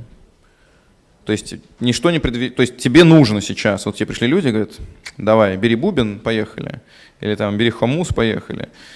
И ты берешь там хомус, открываешь его, там клавиатуру, наливаешь себе кофе, тебе ничего не хочется делать, тебе хочется спать, как только ты открыл клавиатуру, начинаешь засыпать, надо выпить кофе, все. И ты очень тяжело себя начинаешь, трудно, через лень, через отвлечение внимания, через чужие звонки, смски, начинаешь вводить себя в нужное состояние, погружать. Там, перечитываешь то, что ты сделал до этого, отключаешь все отвлекающие факторы, ставишь музыку, и постепенно, не с первого раза погружаешься, настраиваешься на нужную волну. Да? И когда-то там уже у тебя вдруг начинает что-то там получаться. Сначала ты занимаешься, может быть, конструированием, там, записываешь мысли, пытаешься структурироваться, и потом у тебя начинается какой-то free flow, ассоциативное мышление, с одного тебя перебрасывает на другое. Я вот сейчас, в принципе, поняв, что бессмысленно себя принуждать двигаться по структуре, то есть это очень много требуется сил, ты все время отвлекаешься на что-то, мысли перескакивают, и результат не факт, что хороший. Я перешел к другому, я просто записываю поток сознания. То есть я беру компьютер, открываю, мне нужно о чем-то подумать, я написал типа абзац про то, что я собирался думать, он вдруг меня перекинул в другую мысль, тоже связанную с... То есть я не заставляю себя нарочно вернуться все-таки, нет, давай к тому порядку вернемся, нет. Записал дальше то, что хотел. То, что вдруг о чем подумал, а тут меня еще куда-то перешвырнуло, потом еще куда-то перешвырнуло. Я все это записываю, и постепенно вот так мозаикой начинает ассоциативно складываться какая-то вещь. То есть какие-то решения приходят, неожиданные иногда и внезапные, которые я бы архитектурно не простроил. Да? То есть просто запись как бы потока сознания. Ну, если отвлекаешься, надо себя, конечно, к теме возвращать. Вот так. Но это в любом случае это вопрос настройки и вопрос того, что себя как бы заставляешь, принуждаешь этим заниматься. Может быть, в процессе какое-то у тебя просветление произойдет. Мне там ряд идей приходил удачных, например, когда утром идешь в душ после постели, вдруг, как бы ты об этом не думал, но вдруг раз, и тебе какая-то пришла вот, ну, там, решение. Ну, видимо, это там работа подсознания ночная, да, которая там раз, приготовился, там, пирожок испекся к утру. Ты достаешь его и вот как бы используешь. Часто бывают хорошие идеи. Но в общем, это не каждый раз, когда Дарью Донцову ведет какая-то небесная рука, она движет твоим этим пером, и она говорит, я не понимаю, как это происходит со мной. Вот. Дарья Донцова, кстати, может быть, в следующем году. Да, ну вот. Давайте сделаем паузу. Да, у нас с подключением мы с большой честью передаем слово Московской губернской универсальной библиотеке. Пожалуйста, нас просим Москву подключиться. Модератор Игорь Новиков. Пожалуйста. Добрый день, дорогие коллеги, дорогие друзья. Очень рады сегодняшнему мероприятию. Для приветствия от Московской области приглашаю нашего замечательного директора Елену Романовну Замышляченко. Добрый день. Мы приветствуем вас. Действительно, очень рады принять участие в этом мастер-классе, в этой встрече. Московская губернская библиотека присоединяется, как и все 950 библиотек нашей Московской области. Завтра все наши подмосковные библиотеки, конечно, будут участвовать в тотальном диктанте. Это наша уже не первый год история. Мы все очень активно. И сейчас в библиотеке, мы просто замечаем в нашей Московской области в библиотеках такой потрясающий бум, когда к нам приходят все больше и больше молодежь и участвуют и не только в тотальном диктанте, и в жизни библиотек, приходят к нам на работу, приходят к нам на мероприятия, ведут мероприятия в качестве волонтеров и различные активности предлагают, которые мы подхватываем. И, конечно, Дмитрий, мы очень надеемся, что мы увидим вас в Московской области на встрече. Мы вас приглашаем и будем очень рады этому. Спасибо большое. Не буду отнимать время на драгоценные вопросы, которые у нас тоже накопились. Спасибо. Да, у нас есть несколько вопросов, подготовленных из зала. Кость, как раз-таки я знаю, что ты ждал это с нетерпением. Кирилл, дашь микрофон? Добрый день. Здрасте. Вот, я хочу задать два вопроса, если можно, так один кратенький. Во-первых, хочу спросить про, последнее, насколько я понимаю, ваше произведение. Это как сценарист, вы были автором сериала «Топи», который мы с удовольствием посмотрели с женой. Поэтому вопрос, будет ли продолжение, потому что концовка такая, сами знаете, очень интересная. Версий всяких много. С моей точки зрения, продолжение невозможно, потому что тайна раскрыта. Да? Мы не понимали весь сериал, что там такое происходит, и на этом ощущении недоумения и любопытства, удовлетворения любопытства двигался дальше сюжет. Ответ дан. Готовы ли вы принять одну трактовку или другую, это вопрос к вам. Но, тем не менее, формально ответ рационалистический дан на вопросы. И дальше уже смысла вести этот сюжет нет. И потом, знаете, у меня много других всяких историй и идей в голове.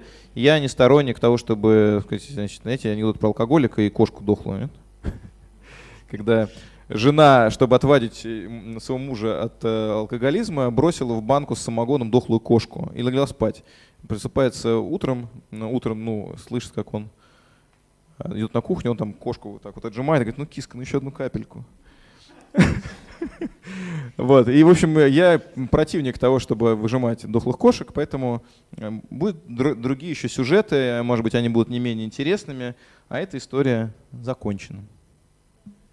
Вот, мне история очень понравилась, Спасибо. Поэтому тоже классно. И хорошо, что вы понимаете это, что не нужно бесконечно писать на одни и те же темы.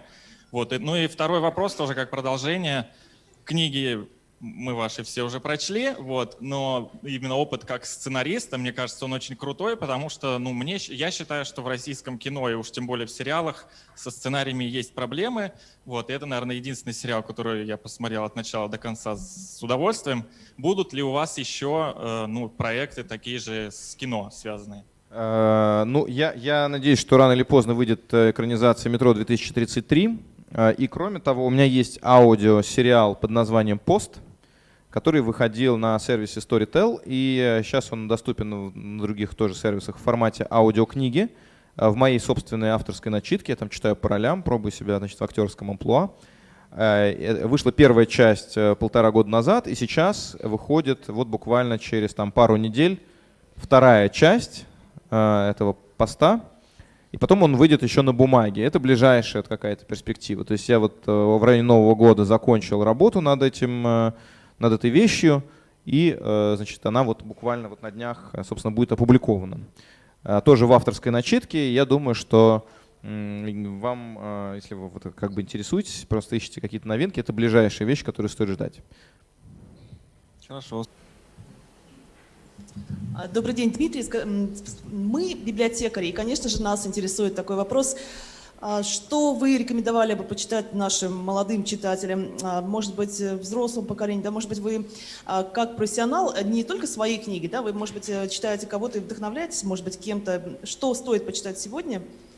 Такой простой вопрос. Из актуальной вы имеете в виду или вообще? Ну, такое, знаете, не актуально и не то, что вот модное, может быть. Я хочу такое, чтобы это было полезно для того, чтобы вырасти хорошим человеком, для того, чтобы, и даже если вырос, чтобы продолжать эту хорошую жизнь и жить хорошо. Я хочу жить хорошо. Что мне Вы ставите взаимоисключающие условия. Нужно читать одни книги, чтобы вырасти хорошим человеком, и другие, чтобы жить хорошо, понимаете? Вот. Потому что часто бывает так, что чтобы жить хорошо, нужно быть плохим человеком. В общем, беда-то. Нас очень вдохновила Поменьше ваша эмпатии, мысль да. о том, что женщины тоже люди. И мы подумали, что женщины, мы хотим быть не просто людьми, а хотим еще хорошо жить. Вот мы, все наши женщины. Да. Но чтобы хорошо жить, мне кажется, очень важно рассчитывать в первую очередь на себя. Да? И я понимаю, что в целом в связи с рядом ограничений социальных, больше чем биологических, женщине, чтобы хорошо жить, нужно было сделать правильный выбор мужчины. Но в сегодняшнем мире, мне кажется, мужчины чуть-чуть расслабились, и как бы вероятность ошибиться гораздо больше. Лучше вот рассчитывать на себя, мне кажется. Рассчитывать на себя, заниматься собственной как бы карьерой, бизнесом и так далее, и потом выбирать себе мужчину не за его перспективность, а за то, насколько он с тобой душевно совпадает, как он тебя там энергетически наполняет, насколько вы с ним вообще можете быть союзниками и партнерами, и делать какое-то общее дело. Я бы сказал, что это было бы, наверное, более правильным подходом, чем продолжать в мире, где, с одной стороны, мужчинам немножко выдернули ковер из-под ног, сказали, что проявление маскулинности уже не вполне легальны, и они такие чуть подрастерялись, как бы стали более субтильными, хлопают глазами. Вот. Ну, то есть либо одно, либо другое. Да? Если женщина более решительная, то мужчины менее решительные, потому что решительность — это сообщающиеся сосуды, где если в одном больше, то в другом меньше. Вот, в парах. Что касается книг, которые я бы рекомендовал читать, ну, если мы говорим о формировании подростков, наверное, да, вы про это говорите, то я бы просто обязательно полное собрание сочинений братьев Стругацких выставлял бы прямо на вход с какими-нибудь плакатами красивыми, чтобы сразу было понятно, про что это. Потому что они, во-первых, они претерпели огромную эволюцию от своих первых книг к своим последним книгам. Во-вторых, они не только про человеческие ситуации пишут, но и про общественные ситуации. И описывают различные там, и дилеммы этические, и моральные, с которыми люди сталкиваются. И вообще это правильно очень подспорье для того, чтобы вырастить думающего человека, и при этом просто написанное и очень увлекательное. Я бы вот совет дал такой, наверное. А чтобы развивать литературный вкус, я бы, может быть, предложил то, что мне лично очень помогло. Советская проза 30-х и 20-х годов, там это Зощенко, Бабель, Платонов.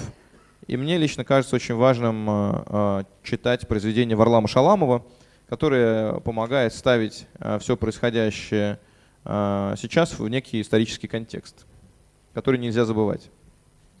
Спасибо большое. Наверное, мы можем констатировать, да, что благодаря все-таки почти всем прочитанным, рекомендованным вам сейчас книгам, наверное, мы можем отнести себя к хорошим людям. Спасибо большое. Да.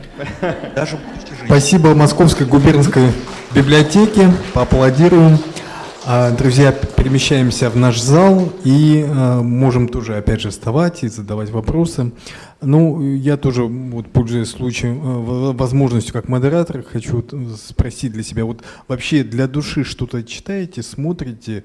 Потому что, как бы, ну, когда это профессия, то уже невозможно, да, как бы без профессионального взгляда на это смотреть и оценивать. Ну, вот сильное произведение — это то произведение, которое заставляет тебя забыть о всем твоем аналитическом инструментарии. Когда ты начинаешь смотреть, может быть, чтобы чему-то там поучиться или сравнить себя с товарищами, там, с современными или старшими, и вдруг тебя уносит, и ты проживаешь эти эмоции вместе с героем, забыв, что они точно так же как бы с кем-то построены, сконструированы, как ты конструируешь и строишь свое. Вот. Я читаю преимущественно для того, чтобы восполнить какие-то пробелы в образовании, то есть для удовольствия я читал довольно давно последний раз. А вот кино смотрю, то и сериалы в особенности, те, которые просто, ну, мне интересно посмотреть. И это может быть самые разные вещи. Например? Ну, из последнего я посмотрел, например, «Эйфорию», есть такой сериал прикольный. Еще больше мне понравился сериал, который называется, значит, «Конец этого гребаного мира», тоже про подростков. До этого сериал смотрел «Дарк», «Берлин, Вавилон», «Перевал Дятлова» из наших смотрел, «Мертвые души», которые мне не понравились. Ну, в общем, кроме эротических сцен. Ну, в общем, то есть там ну, всякое разное. Вот есть свободное какое-то время, какой-то пустой вечер, и, конечно, гораздо проще уговорить себя посмотреть сериал. А вот как начинаешь, ты уже втягиваешься, надо дальше. Там «Екатерина», вот этот английский сериал смешной, где там цветной каст.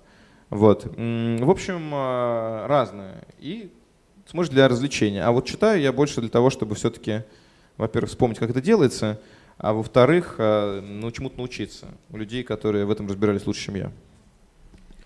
Пожалуйста. Хотел бы вас спросить, можно ли исправить наше государство путем реформ?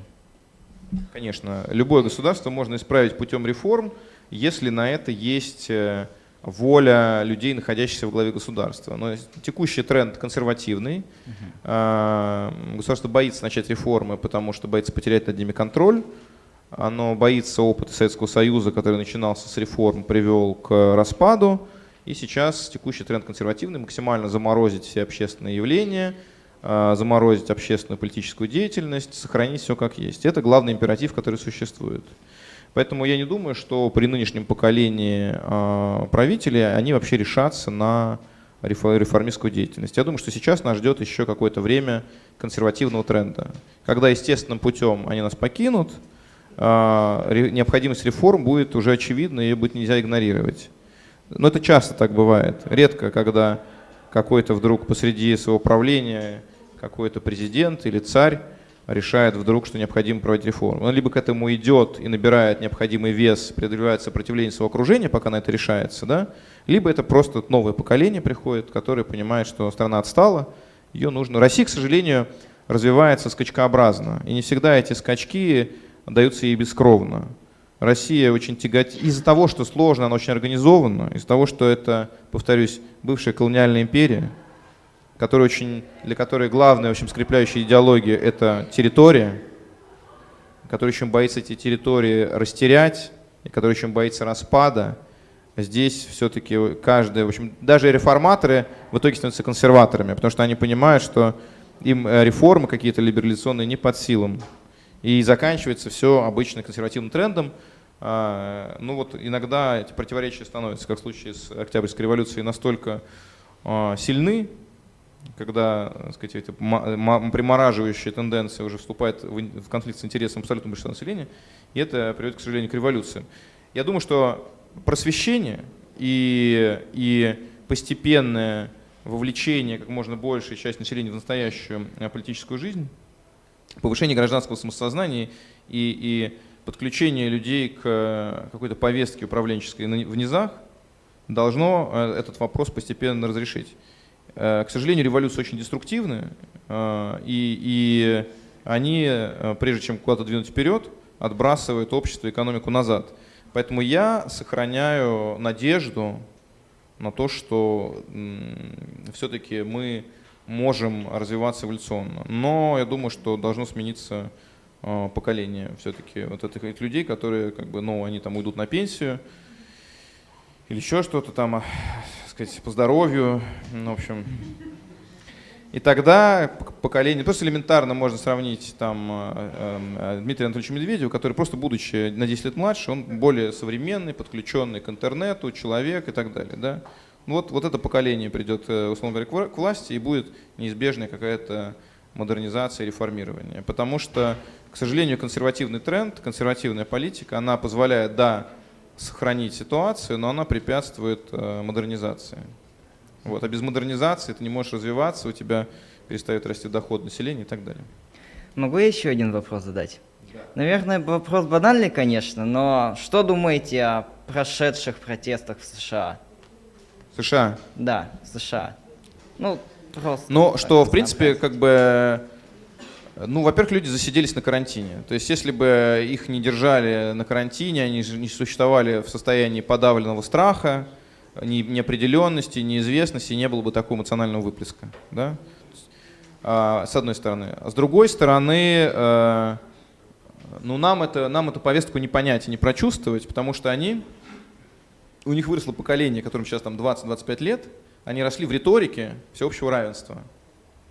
Все равны, неважно какого-то цвета, неважно какой-то расы, ничего не важно, мы все равны. Но по факту этого не было. По факту существовала все равно институциональная дискриминация, черных и каких-то других цветных не было, не слишком успешных, не слишком богатых, их было мало в каких-то управлении компаний и так далее. Очень трудно, когда ты находишься 200 лет в рабстве, взять и преуспеть. Есть какие-то очень ограниченные сферы, где это можно сделать. Где-то у тебя природный талант твой, не требующий образования. Например, ты музыкант потрясающий, да? Ты поэт, ты пишешь музыку, или ты спортсмен. И вот черные, собственно, преуспевали только в этих достаточно маленьких областях. Не было черного среднего класса. И при этом была системная дискриминация со стороны полиции, там, предубеждения в их отношении. И вот отсюда как бы здесь корни движения Black Lives Matter. Да? Нам кажется, что это дичь, но это никакая не дичь. Это они существуют в своей повестке, действительно, они себя ощущают как дискриминируемых. То есть, условно говоря, если прибывает полиция на место происшествия и там белые, их просят как бы выйти с поднятыми руками. А приезжает полиция, и там черные, полиция стреляет на поражение. Вот, и это как бы происходит. Поэтому их протесты, был повод для выплеска, и была накоплена напряженность, связанная не обязательно с расовыми вопросами. Просто люди очень долго прожили в заперти и в страхе. Ну, это нормально, что потом ты можешь это перенаправить совершенно в каком-то случайном направлении, эту энергию, и протесты, может быть, не были бы такими отчаянными, яростными, если бы не вот эта вся ситуация с нервиком всеобщим. К тому же, надо понимать, что черные гораздо худшего качества медицинское обслуживание получают, и смертность у них была гораздо выше, то есть они чувствовали дискриминацию еще и в этом. Да? Ну вот, так что я, в принципе, могу понять причины. И то, что у нас здесь над этим смеялись или издевались как-то, я совершенно не разделяю. Это не наша проблема, они пусть с своими расовыми историями разбираются сами. Я думаю, что все, что произошло, поможет преодолеть какой-то оставшийся, все еще существующий в Штатах институциональный расизм и сделать Штаты более честным, справедливым обществом. Будем надеяться. Можно самый последний вопрос, да? Можно автограф? После, да. Автографы и фотографирование после, может быть. Дмитрий, здравствуйте. Здравствуйте. У меня есть пара вопросов насчет творческого кризиса. Ведь у каждого У вас уже автора... начался он?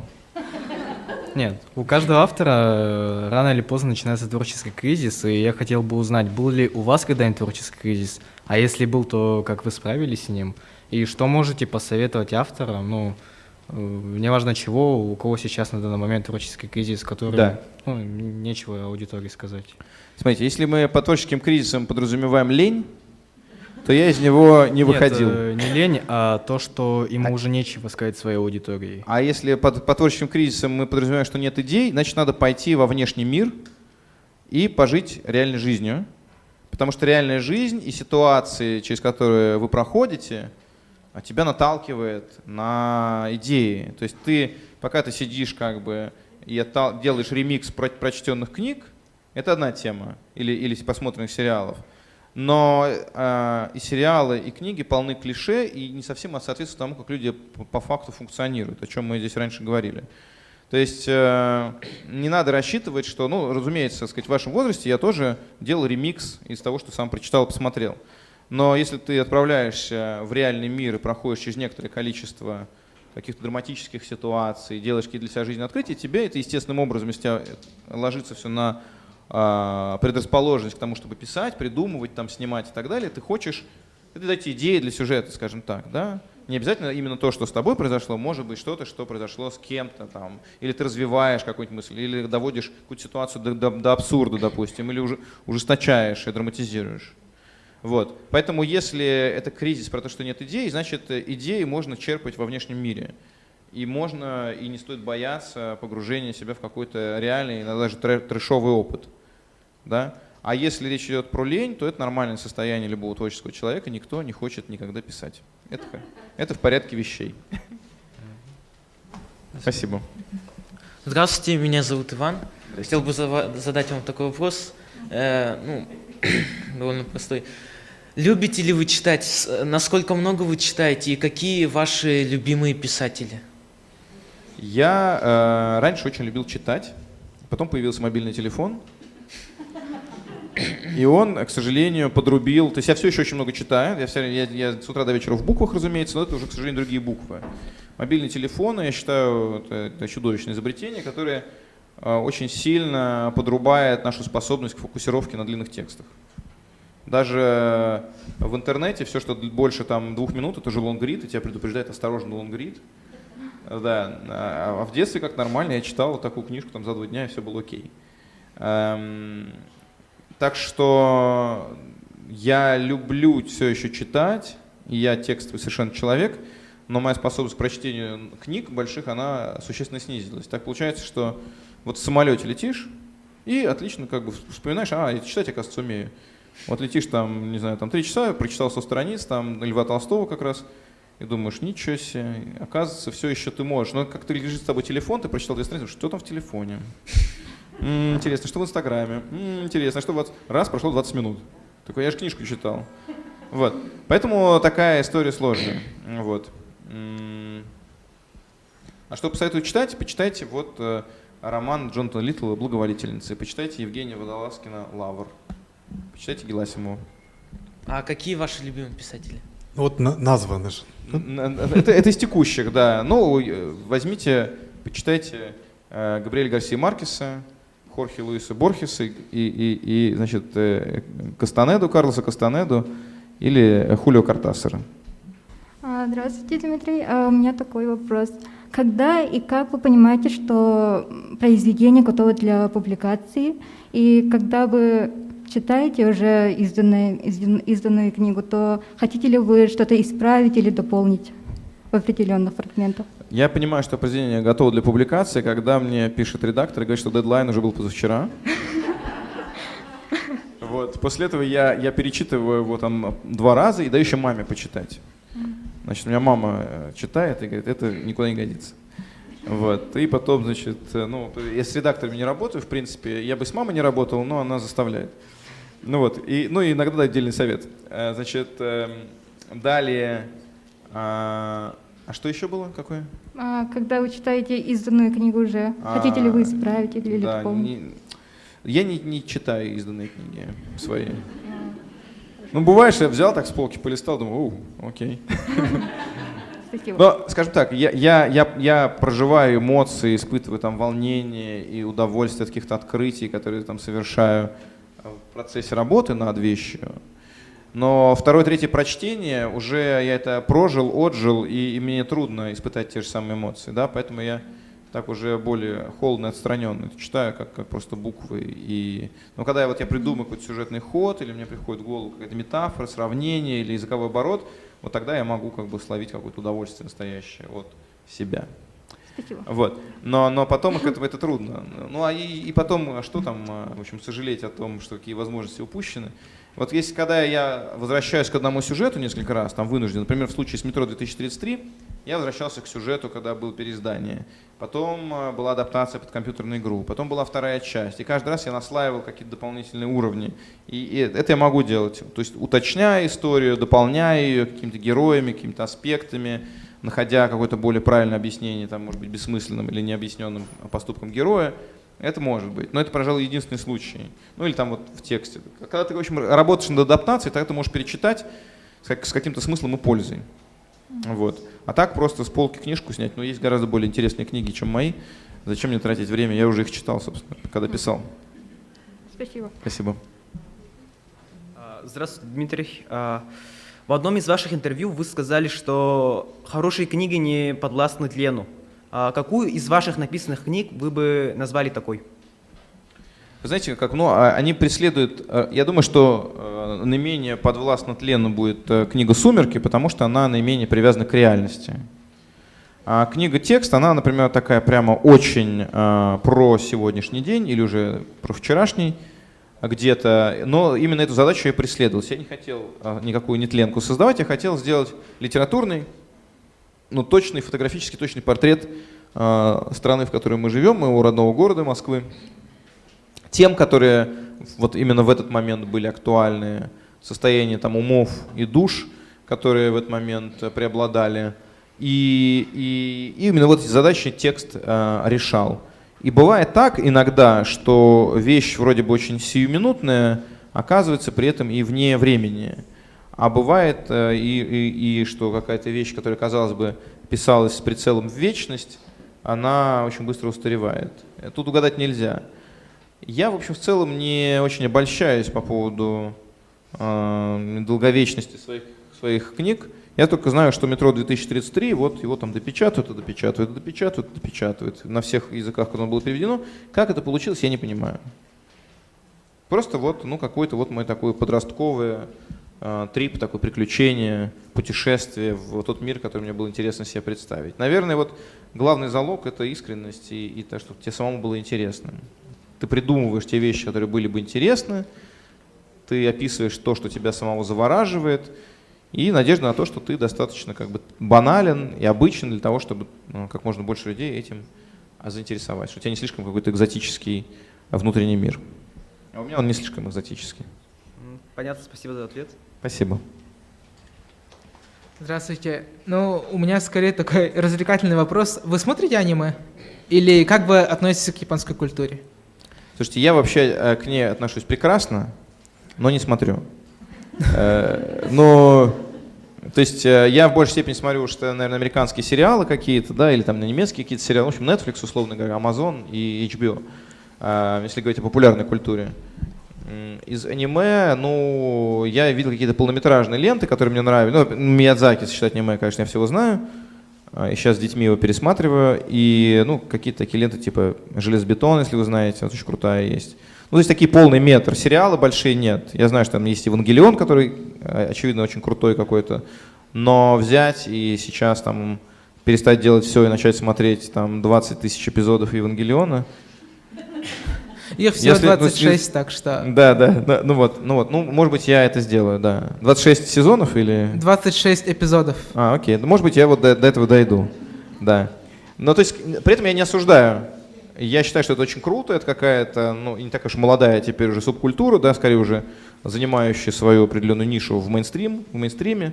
Вот, просто это вопрос, там, за что взяться. Вот ты думаешь посмотреть, я не знаю, там, Dark, или посмотреть там мультик какой-то. Ну вот если бы была хорошая компания, мне кто сказал, да, типа вот тебе там бокал красного, давай мультики смотреть. Ну я, может, посмотрел бы мультики. Мне сложно даже в игры по собственным книжкам играть. То есть это все равно ты преодолеваешь какую-то инерцию, надо как бы вникнуть в новых героев, разобраться в их проблемах. Это инвестиция эмоциональная. Если или ты смотришь по какому-то поводу, да, там, приехал на фестиваль, вот посмотрел. Или там вот встречаюсь я с деятелями якутского кино, посмотрел фильм «Пугало». Прекрасный фильм, такая аритмия по-якутски, с плохим концом, надеюсь, никому не спойлерю. Вот. Но тем не менее, вот есть повод, посмотрел, заценил. Вот. Но с аниме такого пока массово как-то не возникает. Но сама по себе культура очень интересная, и мне нравится, она симпатичная. Спасибо за ответ. Спасибо. Ну что ж, мы движемся дальше. У нас третье подключение, и мы приветствуем руководителя проекта «Школа драматургов Арктики» Мила Кудряшова, Санкт-Петербург. Пожалуйста. Приветствуем с берегов самого Стального моря, с берегов Балтики. Большое спасибо, Дмитрий, что приняли участие в нашей школе. И у меня к вам вопрос, возвращающий в ваши далекие школьные годы.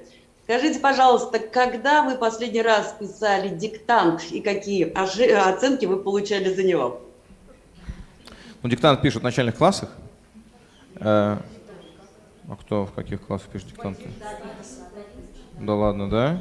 Здесь учителя в аудитории. Давно вы учились в школе? Окей. Давненько я не брал в руки, да, так сказать. Ну, в общем, шашек, да. Вот, наверное, в 11 классе пишут диктанты. Изложения, сочинения, я помню, диктанты что-то. Все пишут, да? Но я не помню, писали ли мы до 11 класса диктанты. Сочинения, изложения я писал точно, с переменным успехом. Я просто, знаете как, правил не помню никаких. Но из-за того, что в детстве много читал и в юношестве, у меня это плюс-минус как-то на автомате все получается. Соблюдение основных правил русского языка, хотя с пунктуацией у меня личные отношения. Я очень люблю точку с запятой и двоеточие. И ставлю их как можно больше. Я считаю, что они недоиспользованы в русском языке. Есть кнопки на клавиатуре, и я люблю их нажимать. Вот. По поводу того, насколько у меня удачно вышло бы написать текст по, диктант по собственному тексту, я гарантии не даю, тем более, что те знаки препинания, которые предлагал я, потом филологический совет тотального диктанта очень вежливый, корректно меня попросил заменить на другие. Я сказал, это же авторская пунктуация. Он говорит, да, мы же там, понимаете, люди будут писать, они не надо их расстраивать. Они поставят не тот знак, не ту оценку получат, переживать будут. Я говорю, ладно, хорошо, окей, давайте, как вы скажете. Вот, так что вот так. Ну, еще вопрос, так как у нас школа и школа мастерства, вот кого бы из современных, может быть, российских, может быть, западных, ныне живущих писателей, вы бы посадили рядышком с собой, и у вас были бы к нему вопросы, кому бы вы пошли сам на мастер-класс? Ого, слушайте, во-первых, таких писателей немало, я хочу сказать. Да, я бы с удовольствием, во-первых, и есть такая возможность, поговорил бы как раз с автором романа «Благоволительницы» Джонатаном Литтлом. То есть я не очень понимаю, как это он сделал, тем более вроде бы за какие-то короткие сроки, там за 3 месяца написал такую книгу по истории Второй мировой войны от лица немецкого офицера. И так еще с фантазией это сделано, с такой скрупулезностью. Удивительное дело. Я бы с Евгением Водолазкиным наверняка с удовольствием бы поговорил. Разговаривал много с Захаром Прилепиным, пока, с тем не произошли некоторые изменения. Да, и даже мы с ним находились в приятельских отношениях. Дмитрий Быков, мне кажется, это какой-то сверхчеловек вообще. То есть я не понимаю, как в голове у человека может столько держаться информации. У меня она совершенно дырявая, и все выпадает.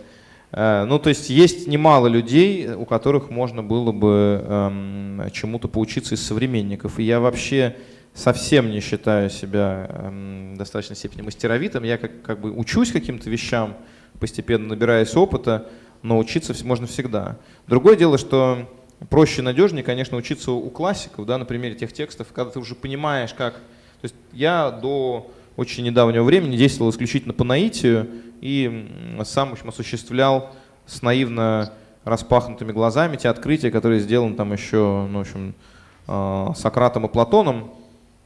И после них, разумеется, всеми остальными. Но читая классику, то есть классикой становятся наиболее точные и изящные высказывания на неприходящие темы.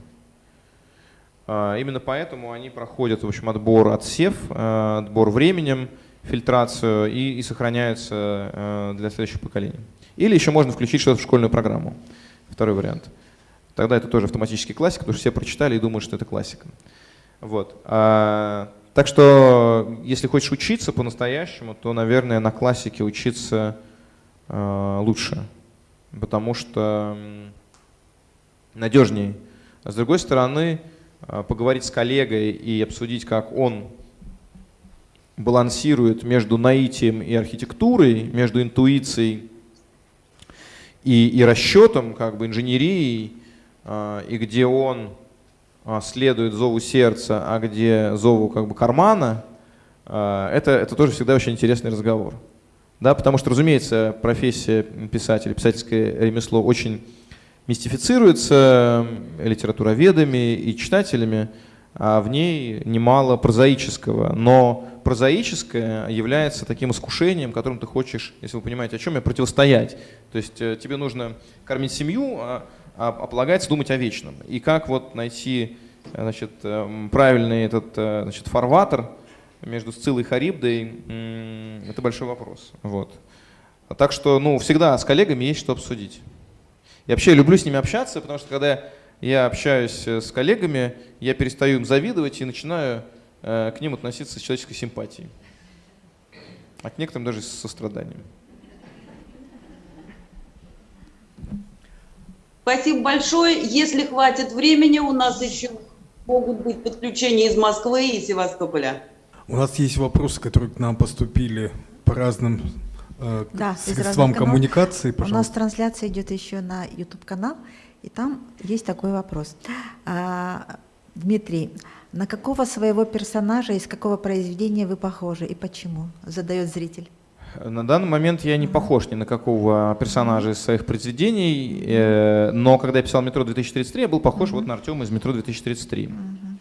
Скажем так, когда я писал «Сумерки», это была проекция меня и моих каких-то там страхов и какой-то социопатической, стеснительной стороны моей личности на условное будущее, да, но в итоге я вырос не таким, каким предполагал, что вырасту. То есть я себя себе представлял там, к 40 годам немножко другим. Со мной случился успех, и он меня раскомплексовал, изменил, расслабил, с одной стороны. С другой стороны, конечно, он не мог не сделать меня более поверхностным, и мне приходится заниматься заземлением себя для того, чтобы не слишком отрываться от человека.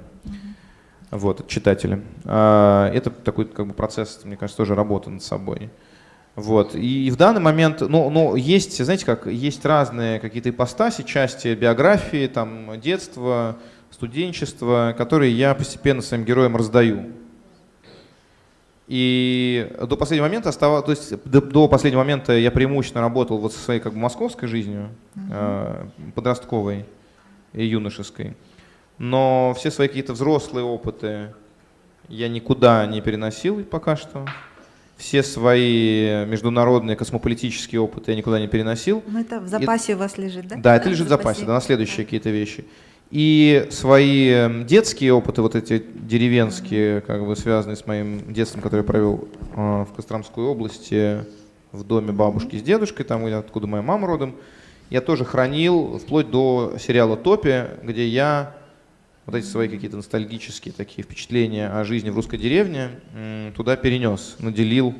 Так, этот мир как бы я частично обрисовал и вдохнул в него какую-то жизнь за счет своих детских воспоминаний и снов о том, что со мной происходило тогда. Да? Вот. Так что постепенно я раздаю своим героям части своего какого-то опыта и переживаний, воспоминаний, и сомнений, и надежд и так далее. А вот когда все это кончится, вот тогда, наверное, наступит творческий кризис, про который говорил молодой человек, и тогда мне придется, значит, снова идти, видимо, в народ, там, да, ну вот, и черпать что-то свежее. Спасибо. И следующий вопрос каким-то чудом из Севастополя ко мне поступил. Звучит так. На ваш взгляд, какая литература сегодня является ориентиром для молодежи, и есть ли шанс у бумажных книг?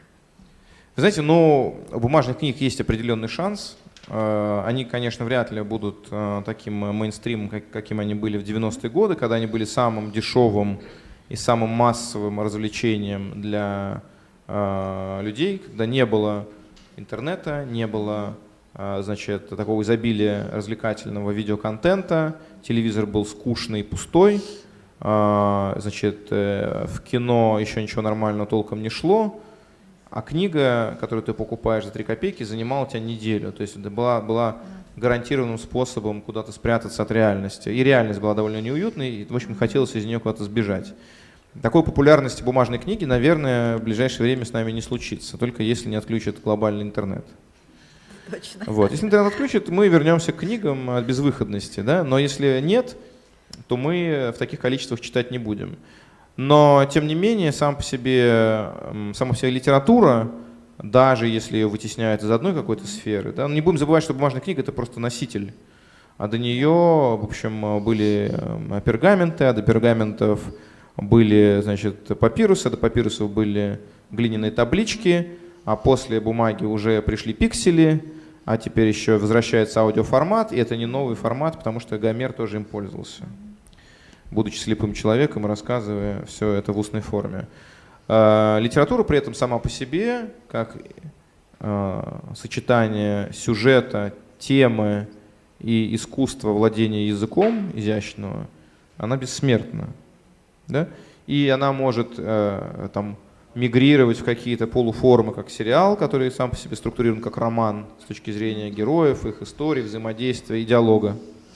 Да? Но там вот меньший акцент на язык, и на изящество, и на стимуляцию воображения. То есть литературе самой по себе я не думаю, что что-то грозит, потому что это главный, в общем, конструирование сюжета и мифа или документализация того, что с тобой происходит сегодня в жизни при помощи там, записи там, в какой-то сюжет, обличения в какую-то литературную, там, пересадку на литературную основу, это главный способ осмысления жизни и отвлечения от нее.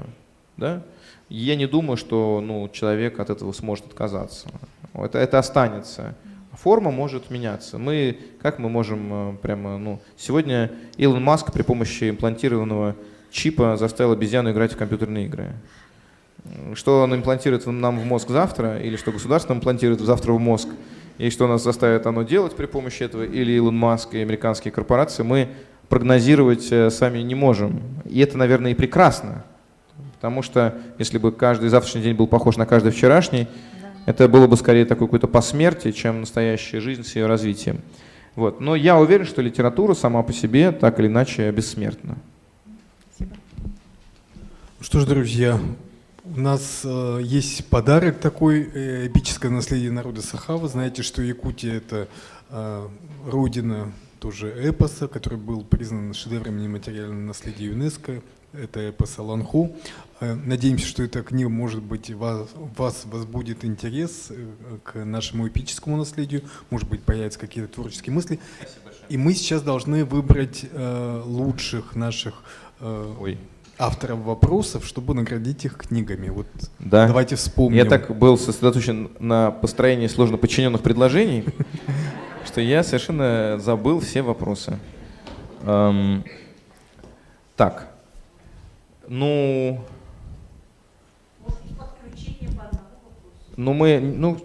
они там, что, книжки не доедут. В Севастополь не доедут книжки. Они ждут. Нет, знаете, одну книжку мы отправим в Севастополь, потому что я по ряду причин, мне кажется, в ближайшее время не поеду к вам. Вот, да. Мне давайте мы прям подпишем вам на двоих. Вот девушка, когда задала вопрос, и мужчина в маске, он ушел. Мужчина какой-то.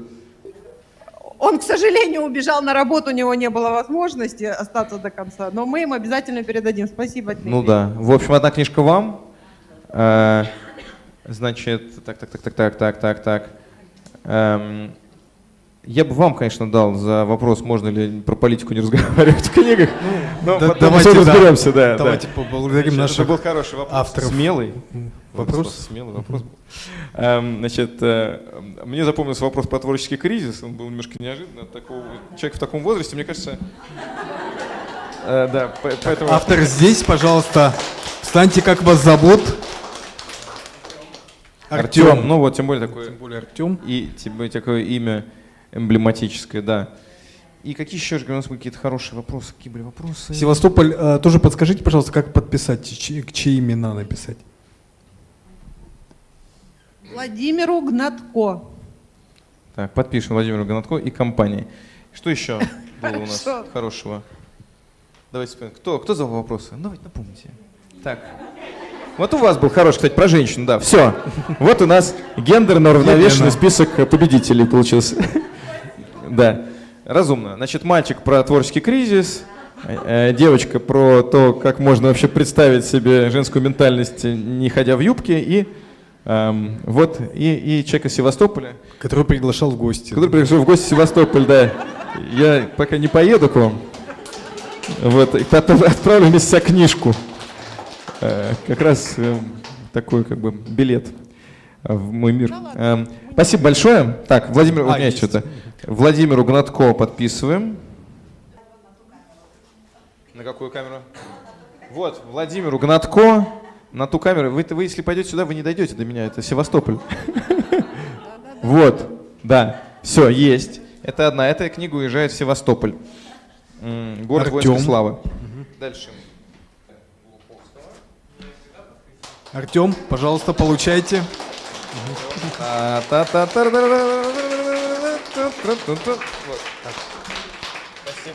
Желаю вам преодоления творческого кризиса. Артем, затяжного. Девушка, все вас как хотели зовут? сфотографировать? Елена. Елена.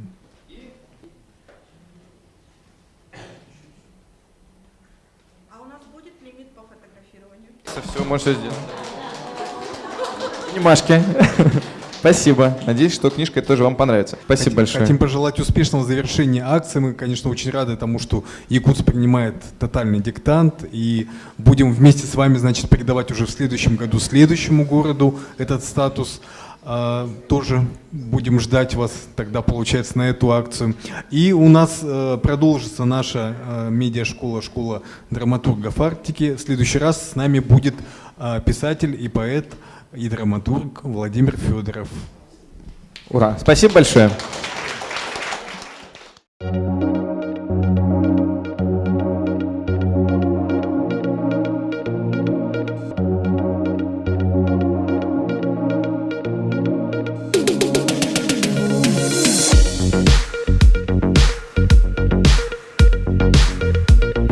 Поразительно.